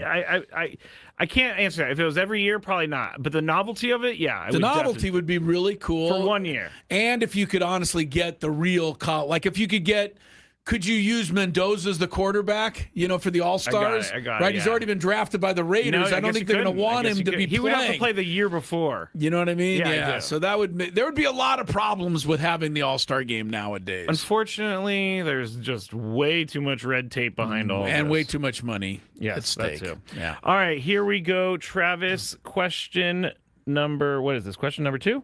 Yes. Yeah. Chris Johnson would be out there trying to defend JSN because he'd be the all-star cornerback. Oh, yeah. That would be crazy. Well, I mean, Chris Johnson could probably handle it because he's in the NFL. Well, he is now. All right, Travis. Under the new MLB schedule, how many times do in-division teams play each other? That's a good question. Some people know it, some people don't. Ooh, is it 4 times each? Well, wait a minute. The actual number of games, not number of series. Oh, yes. The actual How number of games. How many actual games do the Dodgers and the Padres play each other? 4 go 8. And Sorting it out. Go 14. 14. Wait, what's your final answer? 14. 14. I tried to give it to him by saying 14 is just off. 13. Yeah, it's 13. Sorry yeah, about they play that, Travis. 3-game series normally, and there's always that 1 4-game series between the two rivals. Yeah, there's always at least one. All right, let's go to our next contestant. We're going to go to David. Hello, David. Hey, David. Hey, what's up, guys? Not too much. Nothing. Good luck Ready to to you. play? Yeah, let's do it. All right, here we go. This should be pretty easy, I think, but what is exactly. What is the name of the historic brick building in left field at Petco Park? Western Metal. I'll give it to you. Yeah, give it to him. It was just a question number 1. So. It's also the oldest edifice that is a part of any ballpark in all of Major League Baseball. There's no other older edifice? It's older than Fenway Park. Edifices is? Yep, it's older than Fenway Park and Wrigley Field. That's crazy. That's right. Bob Scanlon taught me that. You know, no one really cares about this, but I love looking into like how life was back in the day, and someone just randomly put a building downtown, a Western Metal building back in like the 1800s. It's so crazy to me. Okay. All right. I know what you're saying. Yeah, I mean, it's crazy to me. I like it too, but I think Okay. I stopped the show. I would love to see what San Diego looked like if they could do it. They can't. But if I could go back on a time machine for one day, I would choose about kind of a winter time of 1979. Really? Yes. That's random. Well, for this particular, because that's when I moved to San Diego to go to school here. All right. And I would love to see what did our city really look like when I first got here, as opposed to what it looks like now. A lot different. A lot different. A lot different. All right, here we go. Question number 2. I hope you know your Canadian provinces. What Canadian province is Wayne Gretzky from?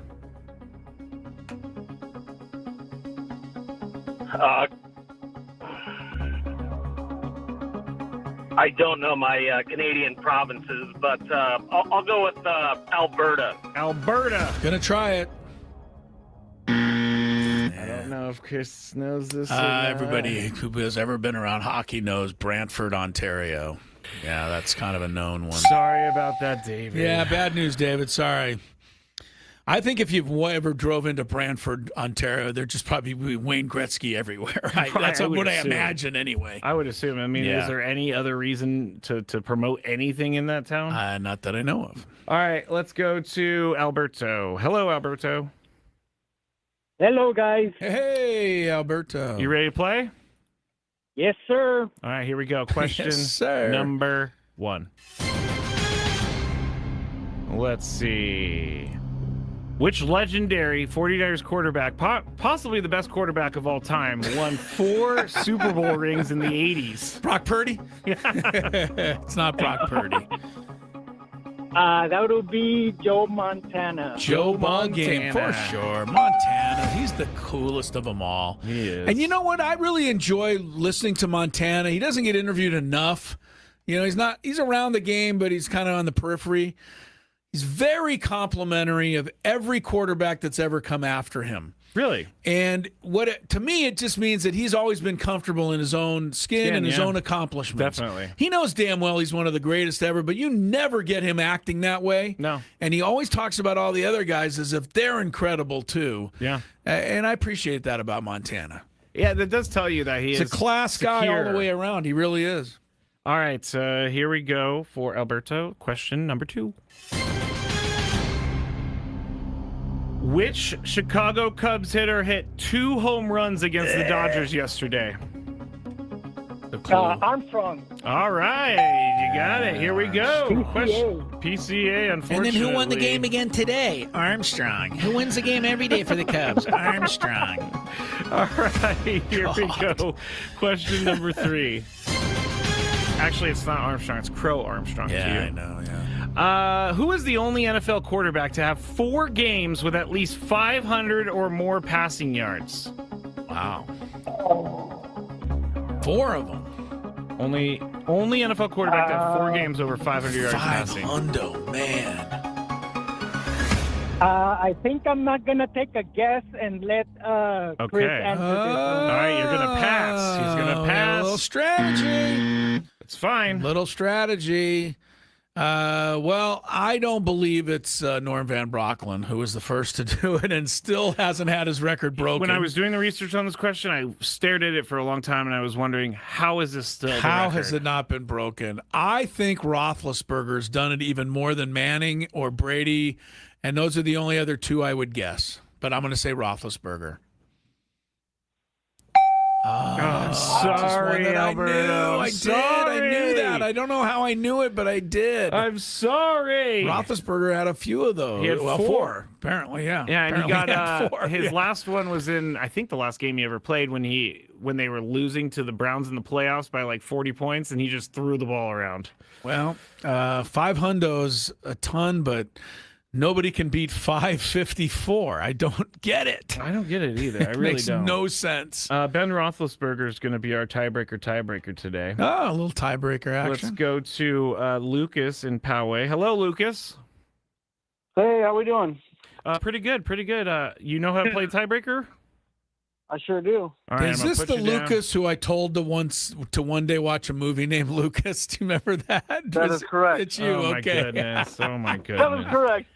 Oh, wow. You have a weird memory, Chris. You can't I even do. remember what I told you 5 seconds ago. My wife says the same thing. You never do your chores, but you know all that other stuff. So All right, here we go, Lucas. I'm gonna ask Chris for a number. He's gonna give it to me, and you're gonna guess whether or not the actual number is higher or lower than what Chris guesses. Chris, how many passing yards did Ben Roethlisberger have in his career? Oh my goodness, that's gonna be a lot. 18 years.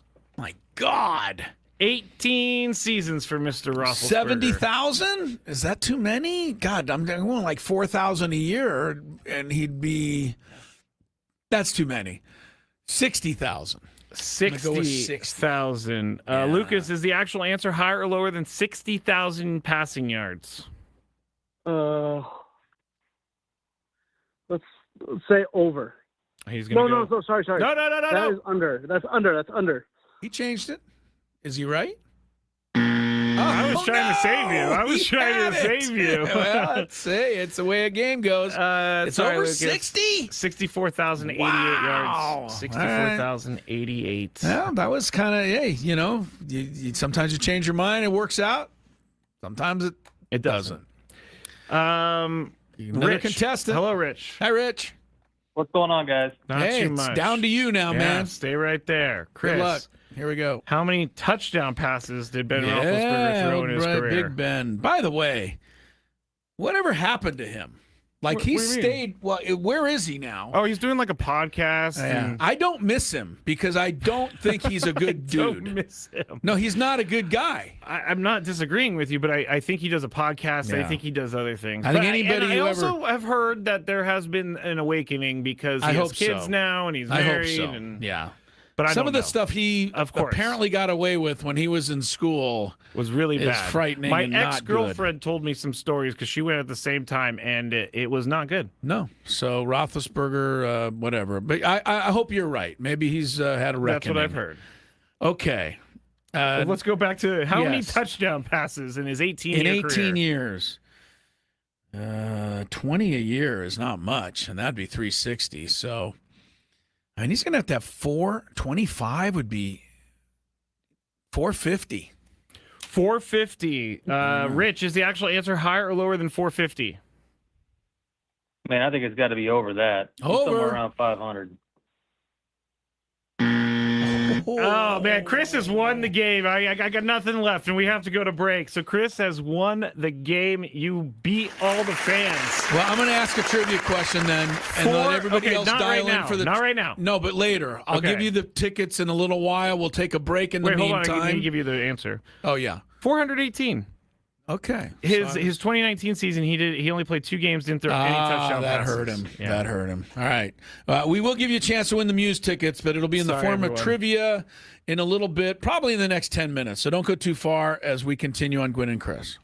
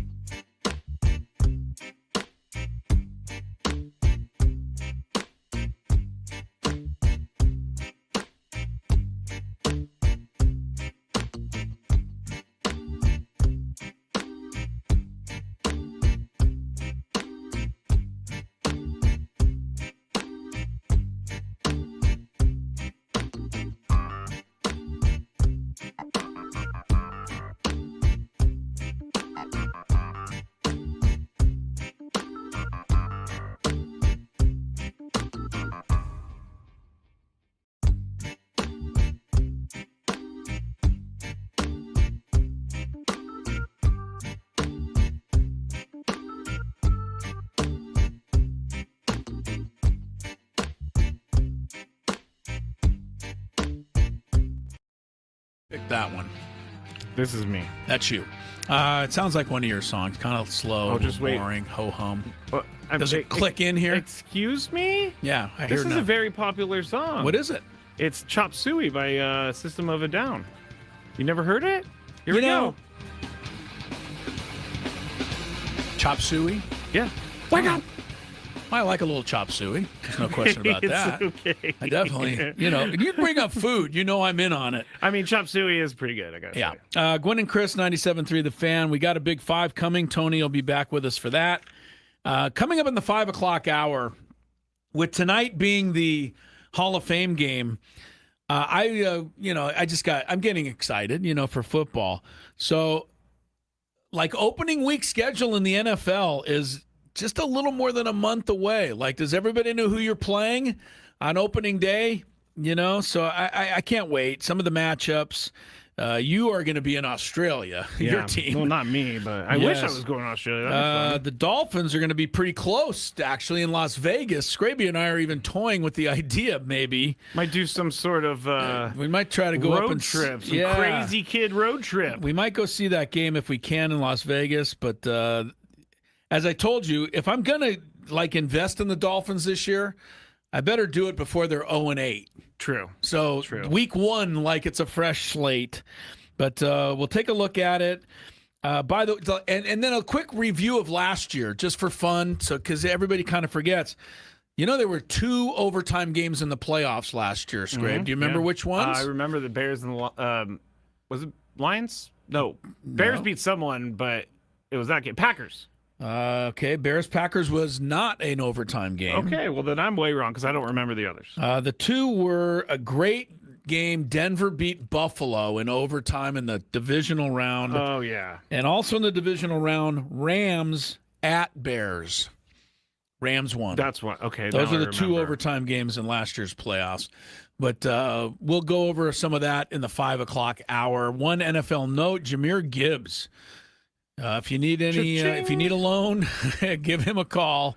Highest paid running back in NFL history, $67 million over 3 years, $51 million guaranteed. I heard. I saw even a bigger number when you're a player in the NFL is getting guaranteed money. I read bigger numbers. Well, 75 it could be. Okay, worth up to 75. Gotcha. 51's guaranteed. I don't know. I mean, I'm sure. Chris? Yes, I know, but I'm sure he's motivated, but it would be almost hard sometimes to stay motivated when you got the 51 in the bank. Jahmyr Gibbs, a rich man. Big 5 coming up. The biggest.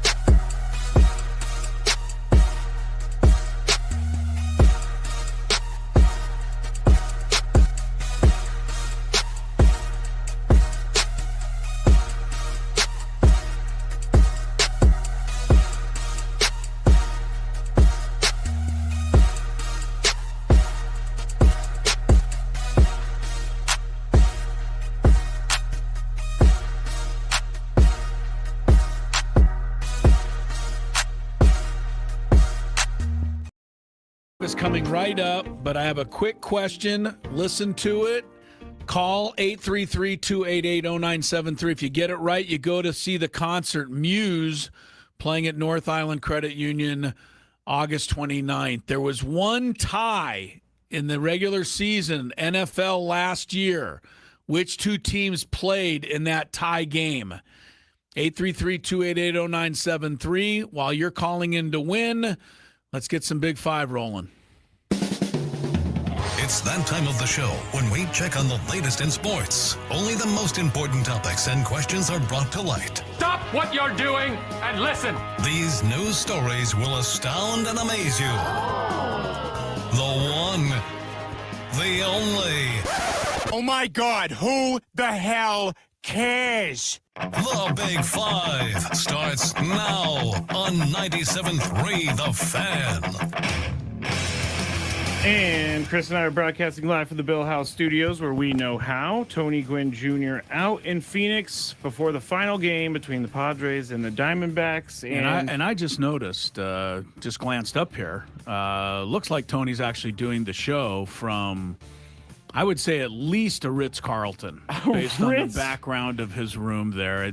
It looks nothing like the palatial stays I get with the Aztecs. With the Aztecs. I mean, you have some nice rooms. You have some of those suites as well. So you just look over his left shoulder there. The lounge chair that's there. I've never seen one of those in my room. Okay. It's just a lawn chair in your room. Right. I mean, the rest of the lawn chair, yeah. And I have to put it together myself to get it set like, up. Here's your IKEA lawn chair, right, sir. Yeah, exactly. All right. The Padres offense has been really good in the last 2 months. We've talked about this.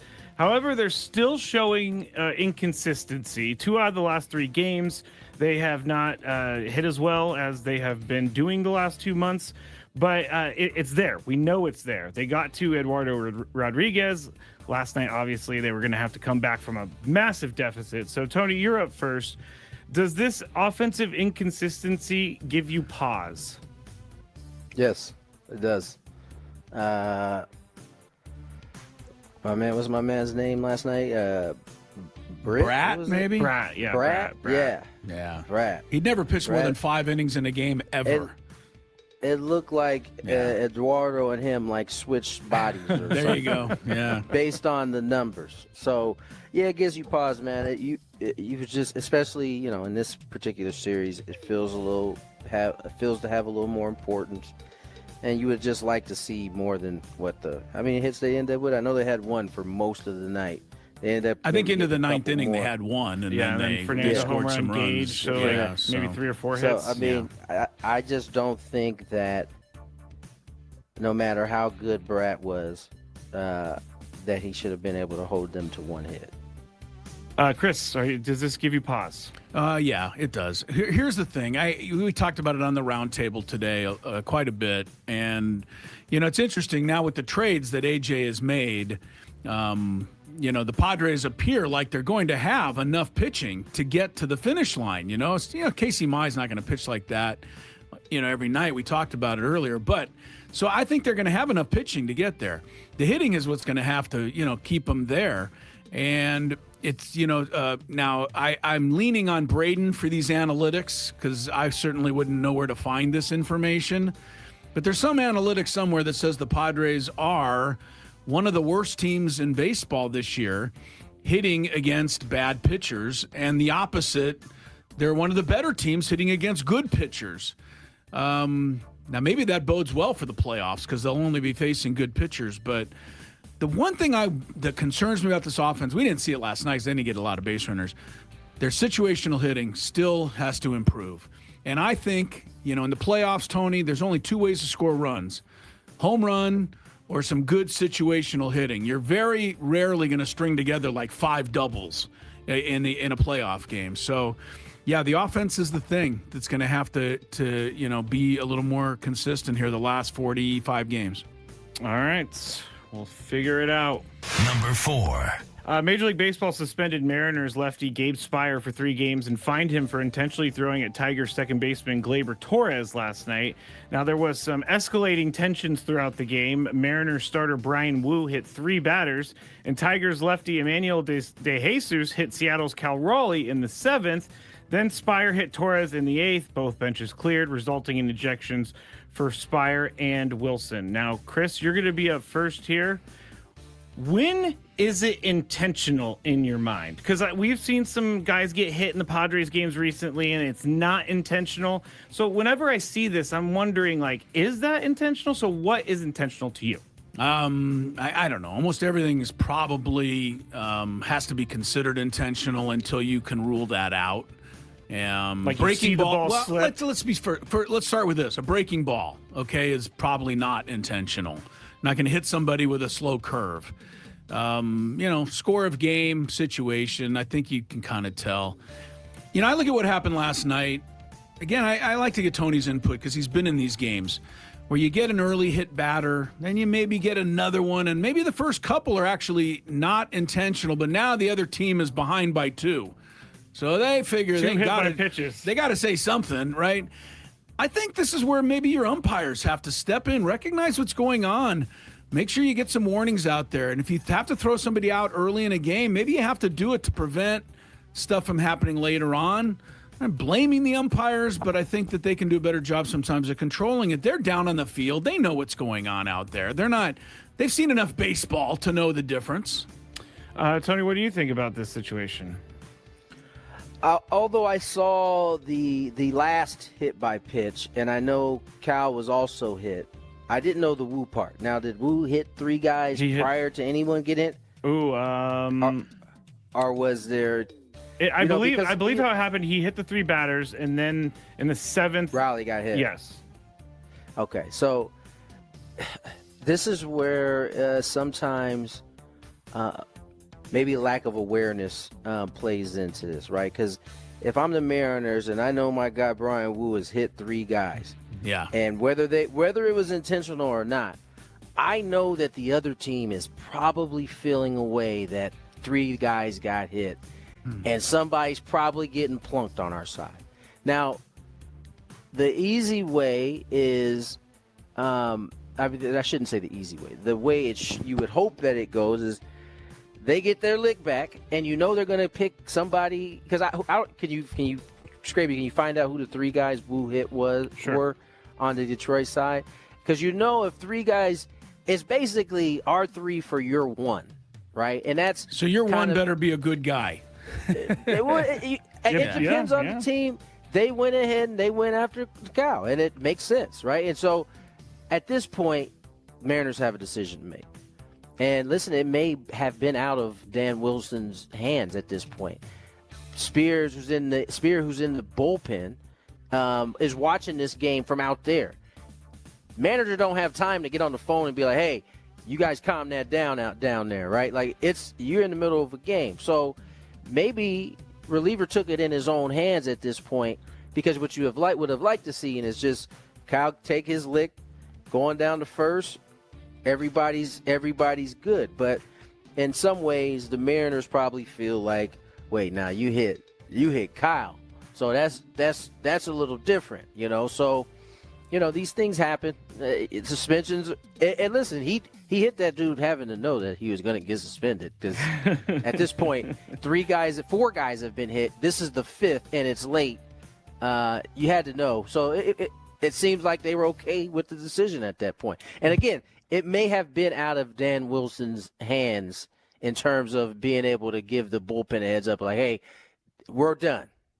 Here I found out it was go ahead. It was Max Clark, who is playing like his 5th ever game. That's the young kid. Yeah, and then it was Riley Green, so a name right there. And then the final one, was more of like a did it hit him type of thing because they had to replay. But the first two actually hit the guys. Well, let me just ask Tony. Riley Green is good enough at that point. Yeah, he's their offensive guy. Right. So Tony's 100%. That is going to happen. And if you're Cal Raleigh, you have to almost know it's going to happen. You should have been, but that pitch just kept riding in on him. I mean, he looked like he was prepared to get out of the way. The ball just kept following him until it hit him right in the stomach or the side. So there's nowhere to go. But again, I'm going to say, what if the umpire after the third one, even if it wasn't intentional, said, I'm giving a warning. And, if you're going to retaliate, do it at your own peril because my antennas are up now. Could that slow it down, or does the umpire have to give the Mariners a chance, or does the umpire have to give the Tigers a chance to retaliate? I would say, I don't know if they would actually admit this, but I would say they understand what's happening a lot of times, and they will give if he goes out and gives a warning. Right. I've definitely heard managers say you're taking the chance for us to be able to protect our guys. Right, that's what they're going to say. Yeah. Right. They're not going to say retaliate. But. So you could very well get out there if you really want to dead it. Yeah, hand out the warnings because then the next guy they know. But listen, I mean, at the end of the day, he still ejected him. It didn't matter, right? It ended up that way. It ended up that way anyway. And you know what? You can also can you give a warning and then not throw people out on the next hit by pitch, but just you're kind of sending a message. You could. Just say, look, yeah. So you've definitely we've seen umpires, we've seen managers get ejected because warnings were given, and then somebody gets hit, and they're like, "Well, I didn't deem that one purposeful, so I'm not throwing him out." And you see the manager loses his mind. Yeah. Boys will be boys. Number 3. Live Golf apparently is back. Everyone, I saw that story, and I saw you celebrating yesterday. Oh yes, I was so happy about the rebirth of Live. They said that they found funding from an outside investor. It says that. The investor's identity and funding amount are undisclosed, so this really could be like $2 or something like that. Live Golf expects to finalize terms soon and close the deal in September. Scott O'Neill, the CEO of Live Golf, stated that a signed agreement with the lead investor has been board approved to anchor the league's player-driven next era, adding that interest from over a dozen other parties could create a multi-partner model for long-term growth. Pretty amazing that no one wanted this thing about 2 months ago, and now they got suitors at the wazoo. Do you believe them? No, I don't. Well, I was just about to say we don't believe you. So my question is, Tony, you're up first. Are you surprised anyone is actually trying to keep this alive? Yes. No, I get it. Alive.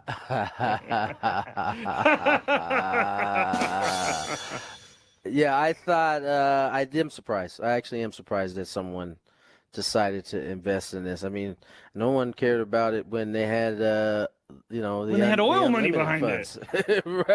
Right. I don't think that's going to change. So, matter of fact, didn't they have a bunch of dudes like flee their organization and head back home? I mean, it seems like it's a lot of dudes left. Yeah, it's in flux. So no, I'm not. I'm very surprised. I don't think much changes for them moving forward. And there's a chance that a lot of people won't even hear this story right here. That they got. Yeah, way to go, Skraby. You're spreading the word. Well, I want people to know because they didn't even know. It's going to turn out the lead investor is Greg Norman, who started this whole thing. Had to invest his own money back into it. He's like, I'm going to make this work. They've already fired me once. Chris, are you surprised anyone is trying to keep this alive? Yeah, that's it. You're going to try it again. You got away with it once. Well, no, I'm not going to do the Be happy that you got to laugh the first time. I have to do it. I have to ask it the same way. He did try it again. Wow. I don't know. Live Golf to me is sports is. Isn't it Live Golf? No, he said live. No. Oh, he's laughing at my dad joke. Yeah, it's just ridiculous. This whole league or whatever it is, to me, is sports' version of a tree falling in the forest. Anyway, I don't know. No one can hear it. Yeah, they could throw money at it. They can start it up. I've never watched a single shot. I don't see any of the results. I think most of the golfers in it realize that's kind of how it's going to be even with money. They're going to get their checks and they're going to go their merry way. So yeah, it has no effect on me. So okay, that's what they want to do. Yeah. I think this is a perfect league for guys that are just looking to play some pro golf. I mean, is John Rahm still officially in it, collecting? I can't answer that, but I think so. Gobs and gobs of money. I think so. Well, I don't know. Who knows? Who knows? Number 2. Apparently, over 12 suitors though, which I don't believe for a second. Pinocchio. That sounds like one of my friends growing up. He also told me he had 12 suitors, but when it came to the prom, he wasn't going. I don't know what happened there. Don't know what happened there. Yeah. That joke was a live, man. Thank you for bringing it back a third time. Now listeners are going to say a live.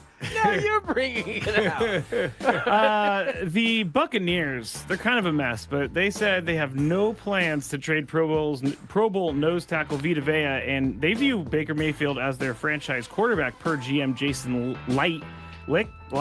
Despite Vea's agent stating that he's going to, he wants a trade. That's what he wants from the Buccaneers. They said that they're not going to do that. They had recent talks, and there's progress in those talks, and Vea is attending meetings and coaching and with teammates and all that stuff.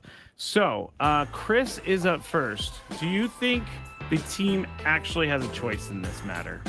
The team, has a choice to not trade him, to not trade him, and absolutely they do. But then what if he sits out?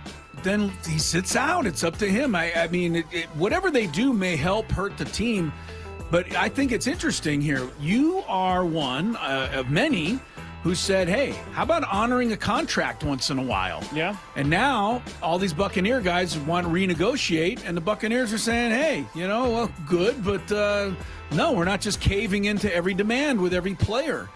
So that may hurt their season. That's up to them. But I think they do, hold the cards here in that sense. Baker Mayfield didn't get an extension either. Now he says he's going to, ball out and make them look bad. They're not wrong, the Buccaneers, in that sense, because let's just say that your last year and you do want to re-up and they say no. You go out and play like crap. Well, great, but now you're going to have trouble getting your money next year. So I don't hate this strategy from the Buccaneers. It's not one we see anymore, right? Almost every time a star player asks for more money, they end up getting it. That's why they keep doing it. Yeah. So I don't know, maybe a little kudos to the Buccaneers here. Tony, what do you think about the Buccaneers? Do you think that they actually hold the cards? Yes, they hold the cards. Chris is absolutely right. We just don't see teams do this a lot of times. Or they recognize that the said move could hurt in terms of wins and losses, and they're willing to kind of, acquiesce to whatever's being asked so that they could, in the name of winning. But I think ultimately this is the right move, right? I mean, listen, both things can be true. Baker could feel like I am deserving of a new contract and not going to get it, and I'm going to go out and make y'all look crazy and have to pay me more. And Tampa could be like, prove it again, and it's okay. So Baker's going to be mad, but I promise you, if he goes out and he balls and there ain't no haggling at that point, he gets his loot, he will be able to forgive. And so, yeah, and then in terms of who's was it, the defensive tackle? Vea. In terms of Vea, I think that they should, why should they trade him at this point? Like, unless you're going to get the type of haul that you're asking for, or you just think there ain't somebody out there that could actually fill the void and keep us to where we think we can win, then you hang on to them. I mean, you don't have to trade anybody. Like, this notion, with the exception of these guys that have like 5 and 10 rights in baseball who can actually be like, no. Yeah. Everybody is under contract, and if the team chooses to hold on, they can hold on. Sometimes there's a big enough headache at the end of holding on that you're like, it ain't worth it. Let's put it this way, cross sports for a moment. The Buccaneers are not the Detroit Tigers, apparently. They're not just going to say, hey, Tarek Skubals wants the Dodgers, so I'm taking the best. That's it. Whatever they give me, I'm taking. Buccaneers are like, hey, wait, we have something valuable here, and if we're going to trade him, it's going to be worth our while. I don't know. Look, the jersey I'm wearing, right, is to me is emblematic of a player that the Dolphins felt, well, the going rate was what it was for a quarterback. But Tua had one good year, got paid way too much money, and the Dolphins kind of messed their whole organization up doing that. I think quarterbacks are a little different. They are, but Buccaneers don't seem to, going along. You're right. I guess I just don't want a guy who doesn't want to be there. Well, listen. We don't know why he doesn't want to. Yeah, it could be anything. Maybe it was because he felt like these negotiations just weren't going in the right direction at one point. I'll reserve judgment. Maybe by him doing this, you just heard the GM say, no, we're not doing it. Negotiations have been moving in the right direction. Maybe he's gotten them to move in his direction that he wanted to in the first place. We'll see. Did Bijan Robinson still want to be with the Falcons, even though he wasn't accepting their new offer? Now he's got what he wants now, but I'm saying a month ago. Yeah, he did, because he wasn't asking for a trade. He didn't want to leave. He wasn't asking to leave. Yeah. Right. He was just asking for more money. Okay, but and if he didn't get it, then what was he going to do? He was going to leave. Then I don't know. Number one. I hope the Lions mess it up with Jahmyr Gibbs, so I don't know, 49ers can get him or something. By the way, like I saw Bijan interviewed yesterday, and this is far from me because my hair, I have no hair. I've never been a fan of his hairstyle, Bijan Robinson. Yeah. Kind of that. I can't picture it. Yeah, well, next time you see it, give me a rating. Give you a rating, yeah. Okay. I think Major League Baseball is celebrating something that they should not be celebrating.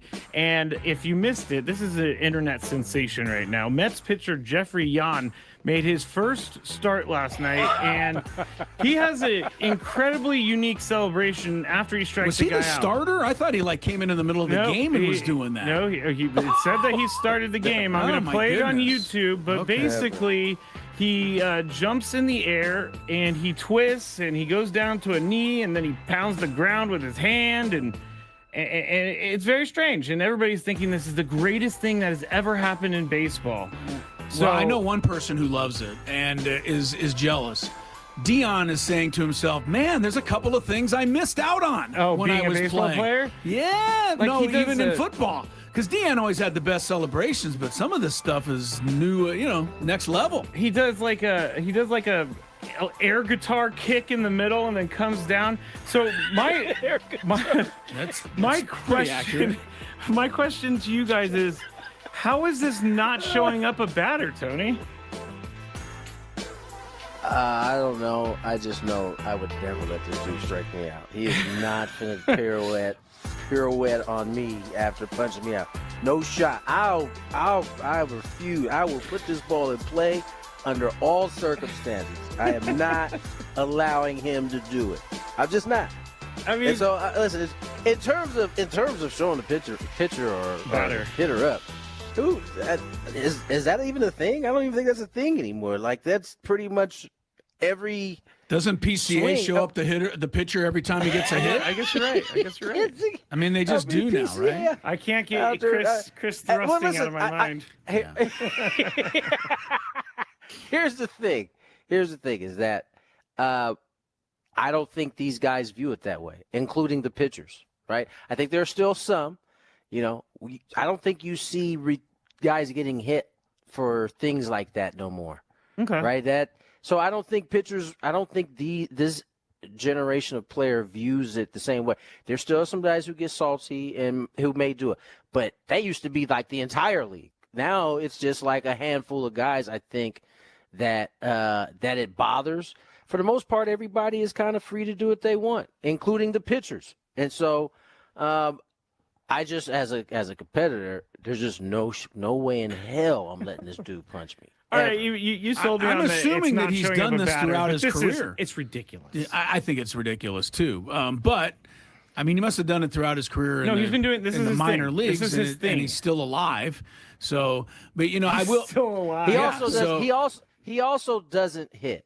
You know that's He's not the guy stepping in the box. That's a big thing, right? He wouldn't have done it against the Cardinals in 1967. I know that. Bob Gibson would have had him cut in half. Music. Yeah. That wouldn't have been allowed in any era but now. So, I mean, but it's cool. This is what it is. Do you remember the era, Tony? And I can't remember the player's name, but I've seen the video. You know, whoever the player is upset at something that happened the previous at bat.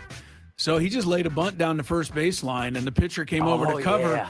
The bunt didn't get to the first baseline, so the batter just ran into the grass and just crushed the pitcher on his way to first base. But I think in that day, he probably didn't get much of a suspension in the sense that that's how the game was played then. This is how the game is now. That's really funny. All right, that's it for the Big Five. When we get back, fourth and final game from Arizona this week. We'll get you set. Gotta have it. 97.3 The Fan.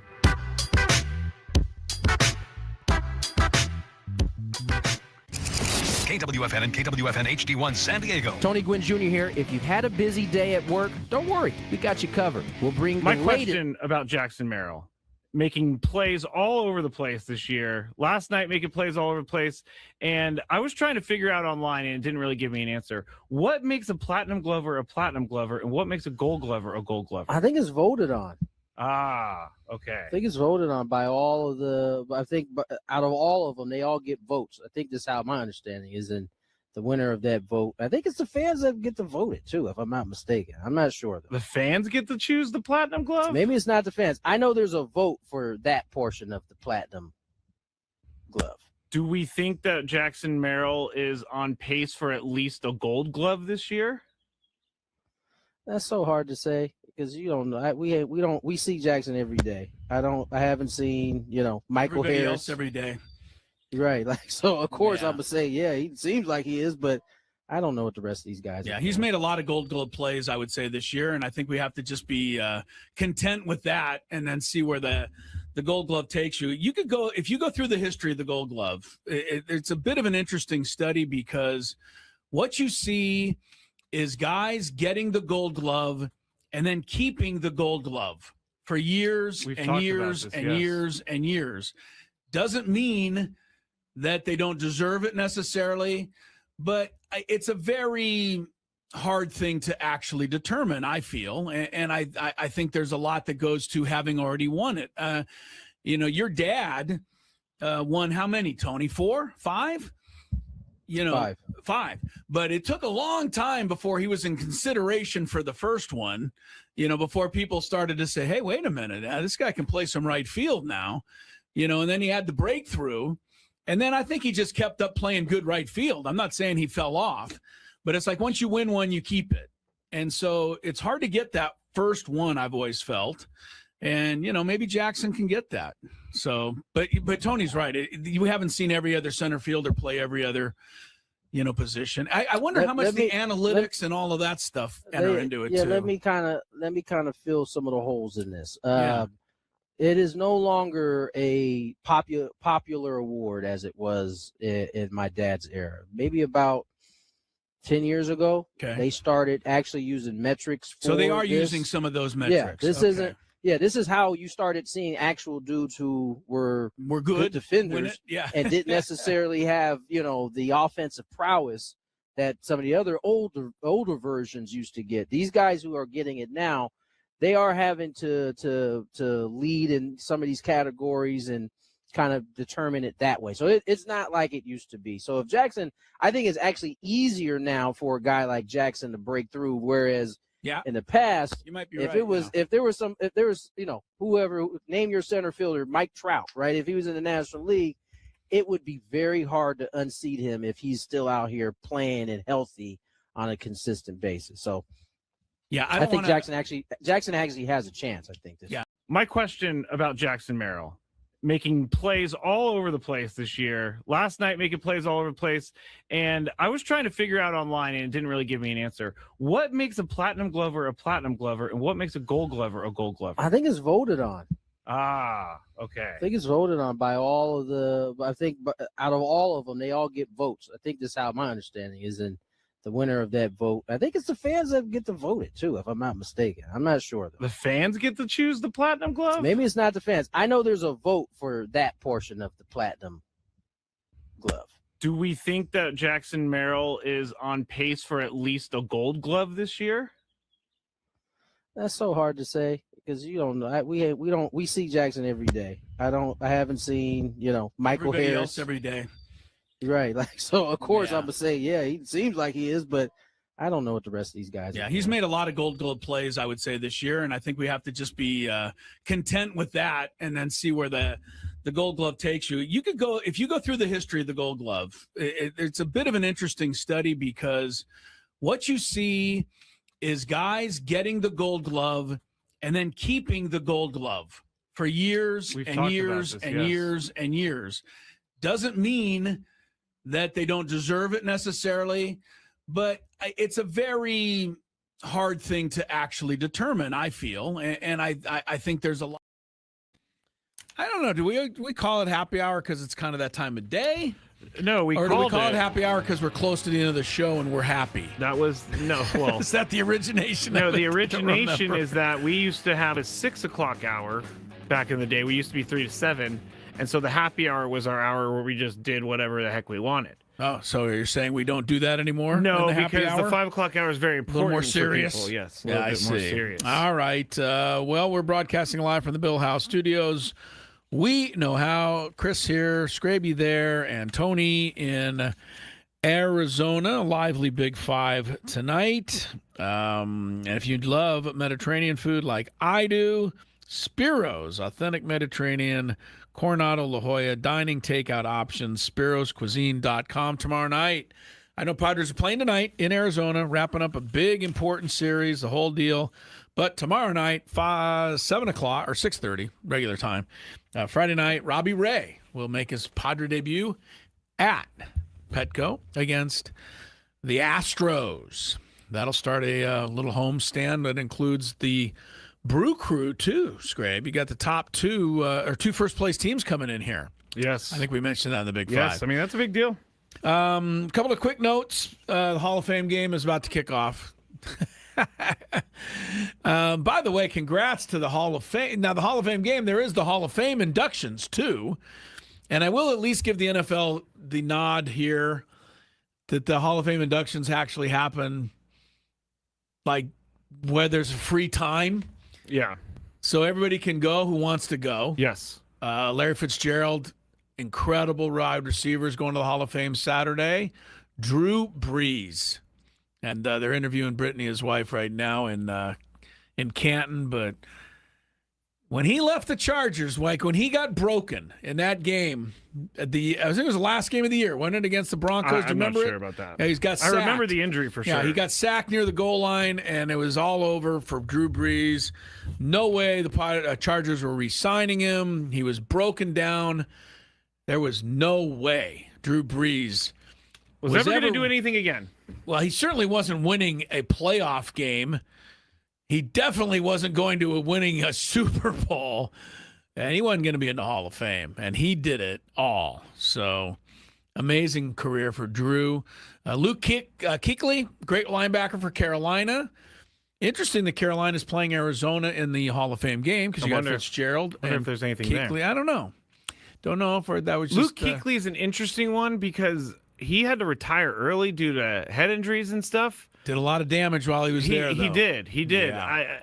I'm not sure. He's a Hall of Famer, but it seems like he just went right in.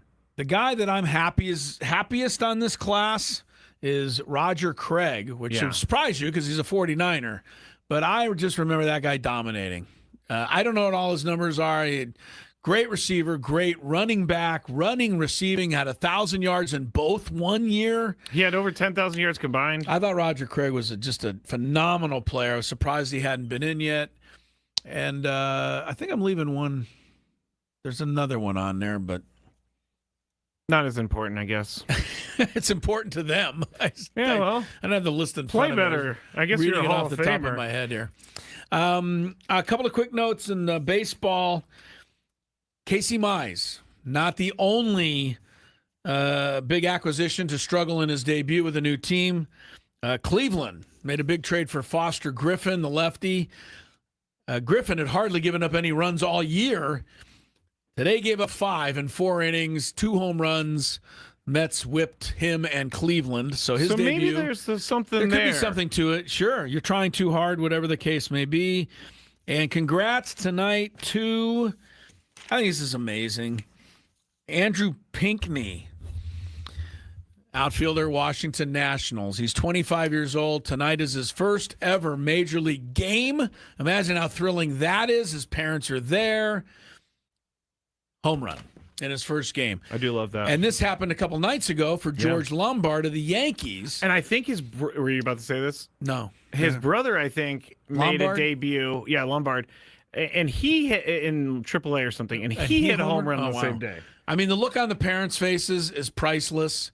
If you're a parent and your kid is like playing Pony League somewhere and you're driving Dusty out to some field, right? Imagine the emotions that would go with your kid somehow against all odds, making it to the major leagues, just being in the game, on a roster, in a lineup, and you're sitting there and it's his first game and he homers. Yeah. Wow. Andrew Pinckney, 25-year-old outfielder from University of Crimson Tide. So good for him. He was actually the younger brother was in single A, but still they did hit for the it. Lombard. Yeah, they did hit it at the same. Lombard homered in his night. first game. In his second game last night, I saw a insanity highlight reel play he made behind second base playing shortstop, and threw the guy out. And Aaron Boone was just like, "Wow." He's like, "Why did I have Anthony Volpe? Yeah, where's he been? I know I've been hanging on to Anthony Volpe all this time. Anthony Volpe, I kind of feel bad for. He's just not playing well. And New York, you want that to happen in New York. We had a guy here at San Diego State. I'll never forget him. He's one of my guys, Bobby Meacham, who played with Tony's dad here. I've said it many times. Meacham was the All-American. Tony was kind of second team. Like Tony was great, but Bobby Meacham was the guy. And Bobby Meacham was drafted, I think, 7th, 8th overall by the Cardinals. Okay.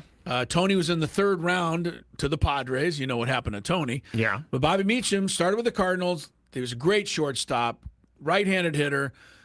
In those days, the Cardinals had all these switch-hitting fast guys. So they thought Bobby Meacham should be another. So they tried to make him a switch hitter.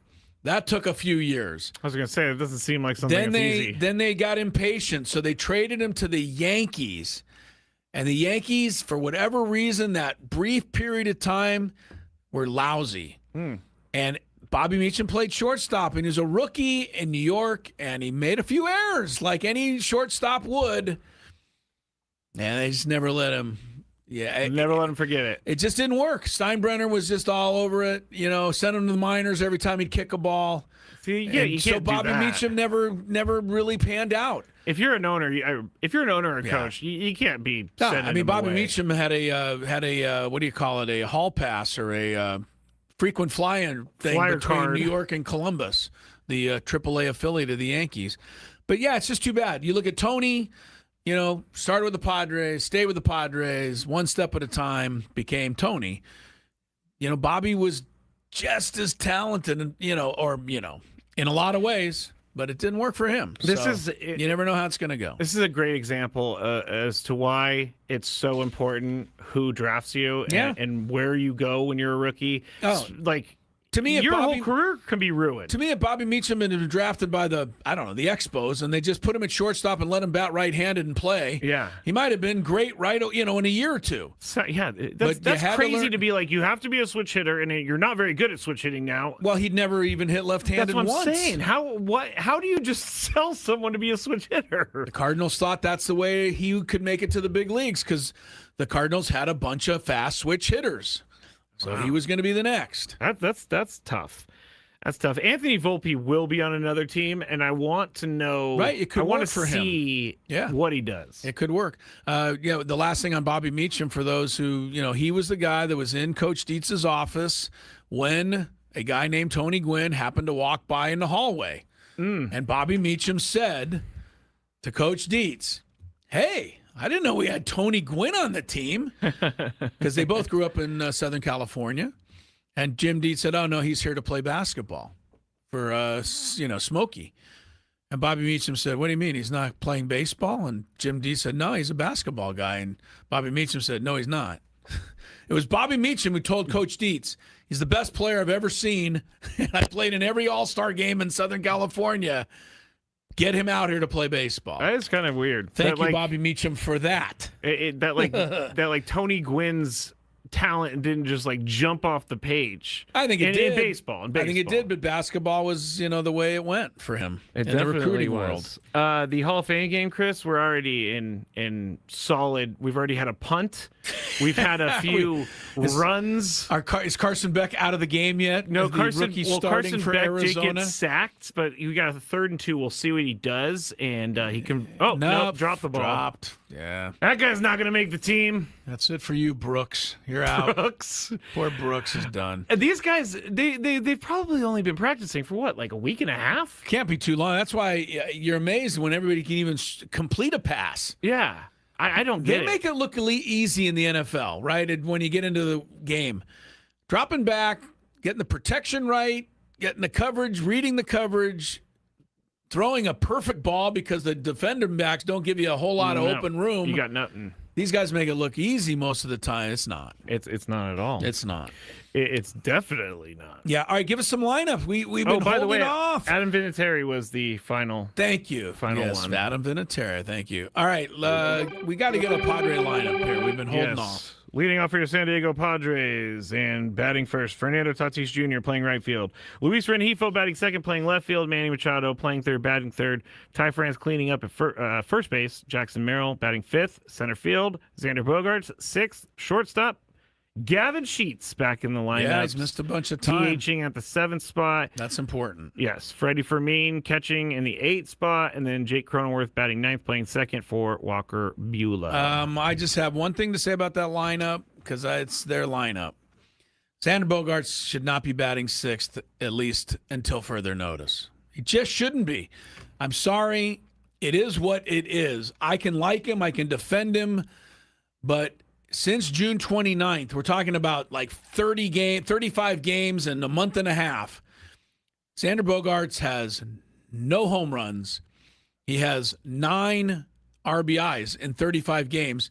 He's your number 6 hitter. That's just not working. It's not. He has 2 multiple hit games in all of that time. I can't have him batting 6th until he starts doing something. They must like Jake Cronenworth at the bottom of the lineup to help turn it over. Whatever you got to do, but it's a results-based world, and Xander's been kind of this mediocre for a while. Yeah. Like if he was coming off 5 all-star seasons, then I say, okay, he's going through a bit of a rough patch. But this is not batting 6th material right now, and I hope I jinx it, and tonight he goes 3 for 4 with a couple homers, but we haven't seen anything like that in a long time. His last home run, Skraby, was is that right? No, come on. Oh, there it is. Oh, he hit one. All right. I owe him. He hit one July 10th, so he has 1 home run since June 29th. Xander. I mean, that's not great. It's still not great. It's not great. No, and that's the only home run. All right, that can't be right. I have him with 1 home run since May. Am I looking at this right, Skraby? I don't know. I don't know why I'm asking you. I don't have it in From front what of I me. can tell, he's got 1 home run since May. Can't bat 6th in the major leagues, my friend. All right. My friend. I'm not picking on him. You know I like all these guys. I just point stuff out, Scrabe. That's all I do. Don't kill the messenger. More Gwynn and Chris coming up. The Week 1 NFL schedule. It's only a month away. You want to know who's playing who? Gotcha. Next. Search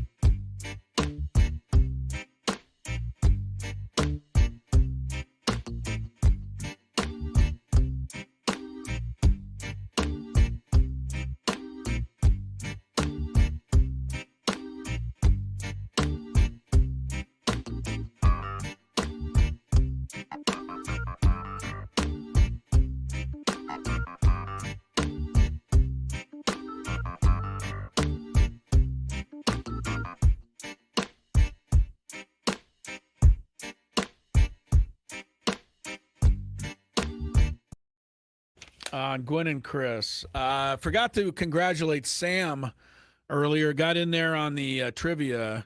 The tie game in the NFL last year was played between Dallas and Green Bay. Noteworthy, I think, because the final score was 40-40, and that has to be the highest scoring tie in NFL history. There could never have been a game beyond that, but I don't know that for certain. Let's see. Yeah? I'm going to look it up real quick. Yeah, look it up. It's got to be pretty close. 1964, 43-43. Wow. Oakland Raiders and the Boston Patriots. But I mean, that doesn't AFL. really... Yeah, those are the old way back AFL. when. They had some fun days in the AFL. Yeah, it's way back when. All right. So here we go with tonight's Hall of Fame game. But we're about a month away from the start of the season. So I think a lot of people will remember now the opening. Give me a little, NFL. Get me going here. Thank you. Wednesday, September 9th is the opener this year. Remember, we normally open on a Thursday. Yep. Why did they have to push it back? Because the 49ers and Rams are playing in Australia, and they couldn't play on Friday there? No, they wanted it on Thursday. To give them It's time? all about the time change. It's all about the time Tell me change. with the time change. All right, so the NFL season opens a day earlier this year, Wednesday, September 9th. New England and Seattle, Super Bowl rematch. I don't think, since they've gone to this maybe the last 15 years where the defending Super Bowl champ always plays the opening game, I don't think they've had a rematch of the Super Bowl in the opening game before this one. Cowboys played in the opening game last year, so we know that wasn't a rematch. So they played whoever won the year before, which was they played the Eagles. Yeah. Seattle, New England. The other part of this game, I think the NFL is risking it, but Mike Vrabel is going to take probably too much attention away from this game. It doesn't seem like it. I know at the moment the story it seems pretty, has died. I think it seems pretty quiet, but I don't see how too many reporters are not going to ask about it when I don't they think get down anybody's to game going to time. ask about it. I will. I'll fly up there and ask I'll about fly it. you. I'll fly you there. Yeah, I'll fly Diana Rossini up with me, and we'll ask about it.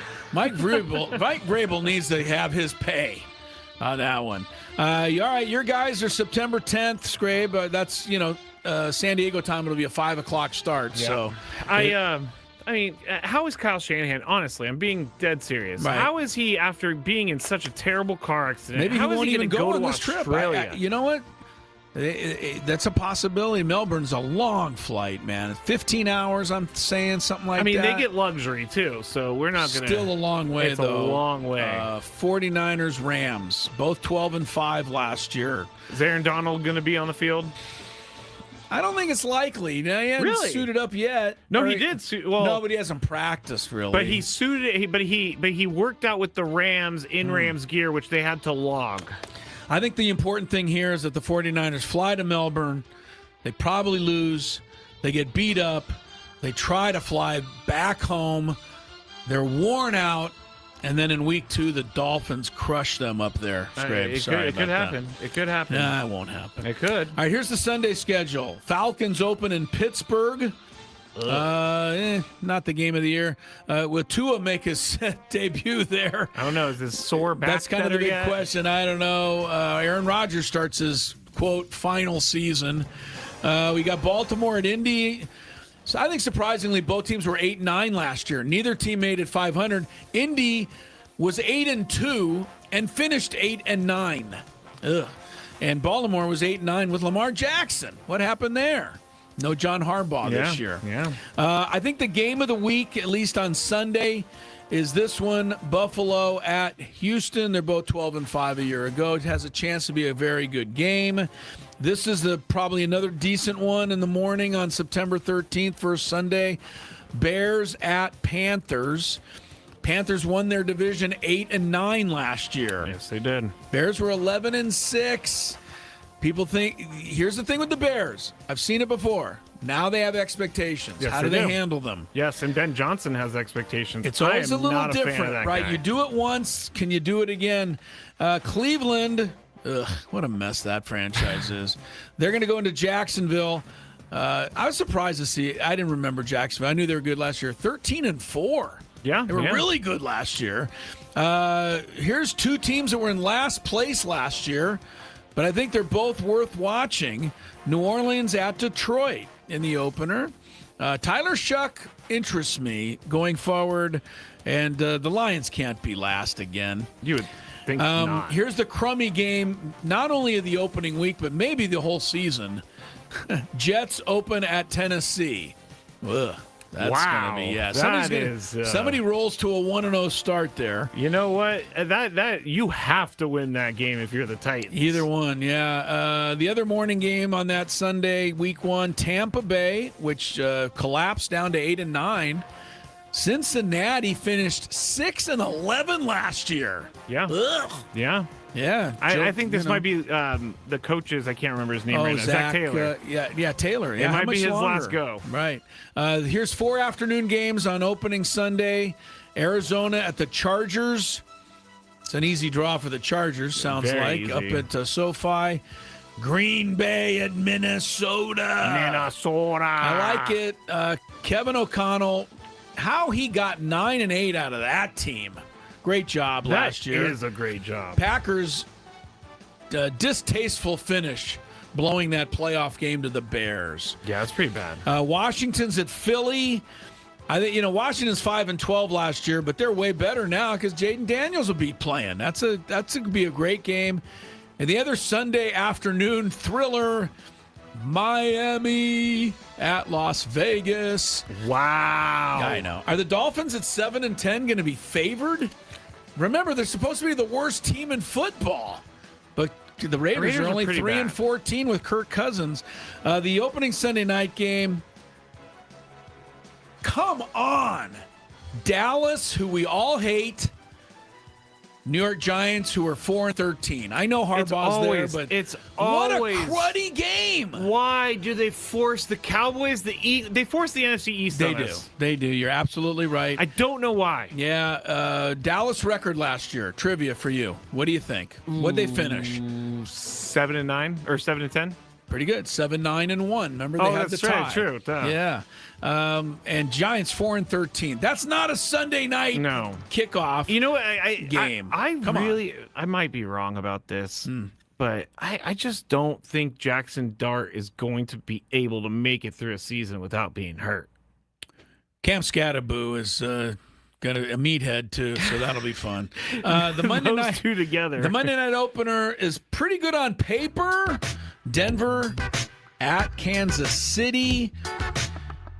I think this is the most surprising thing about the whole NFL year last year. Kansas City was 6-11 a year ago. To put it in perspective, they had a worse record than the Dolphins. Of course, Patrick Mahomes makes a difference, and he'll be back. I still can't believe that happened. It is hard to believe. By the way, Carson Beck just running down the field on the Panthers right now. Attaboy, Carson. All right, football's underway, but baseball's coming up with Sam Levitt's pregame, Padres, D-backs. Tomorrow, Mason Miller is on the show. Woo-hoo! He's going to open the show. He's going to be in the middle of the show, and he'll probably close the show. Oh, yeah. We're looking forward to that. We'll see you then.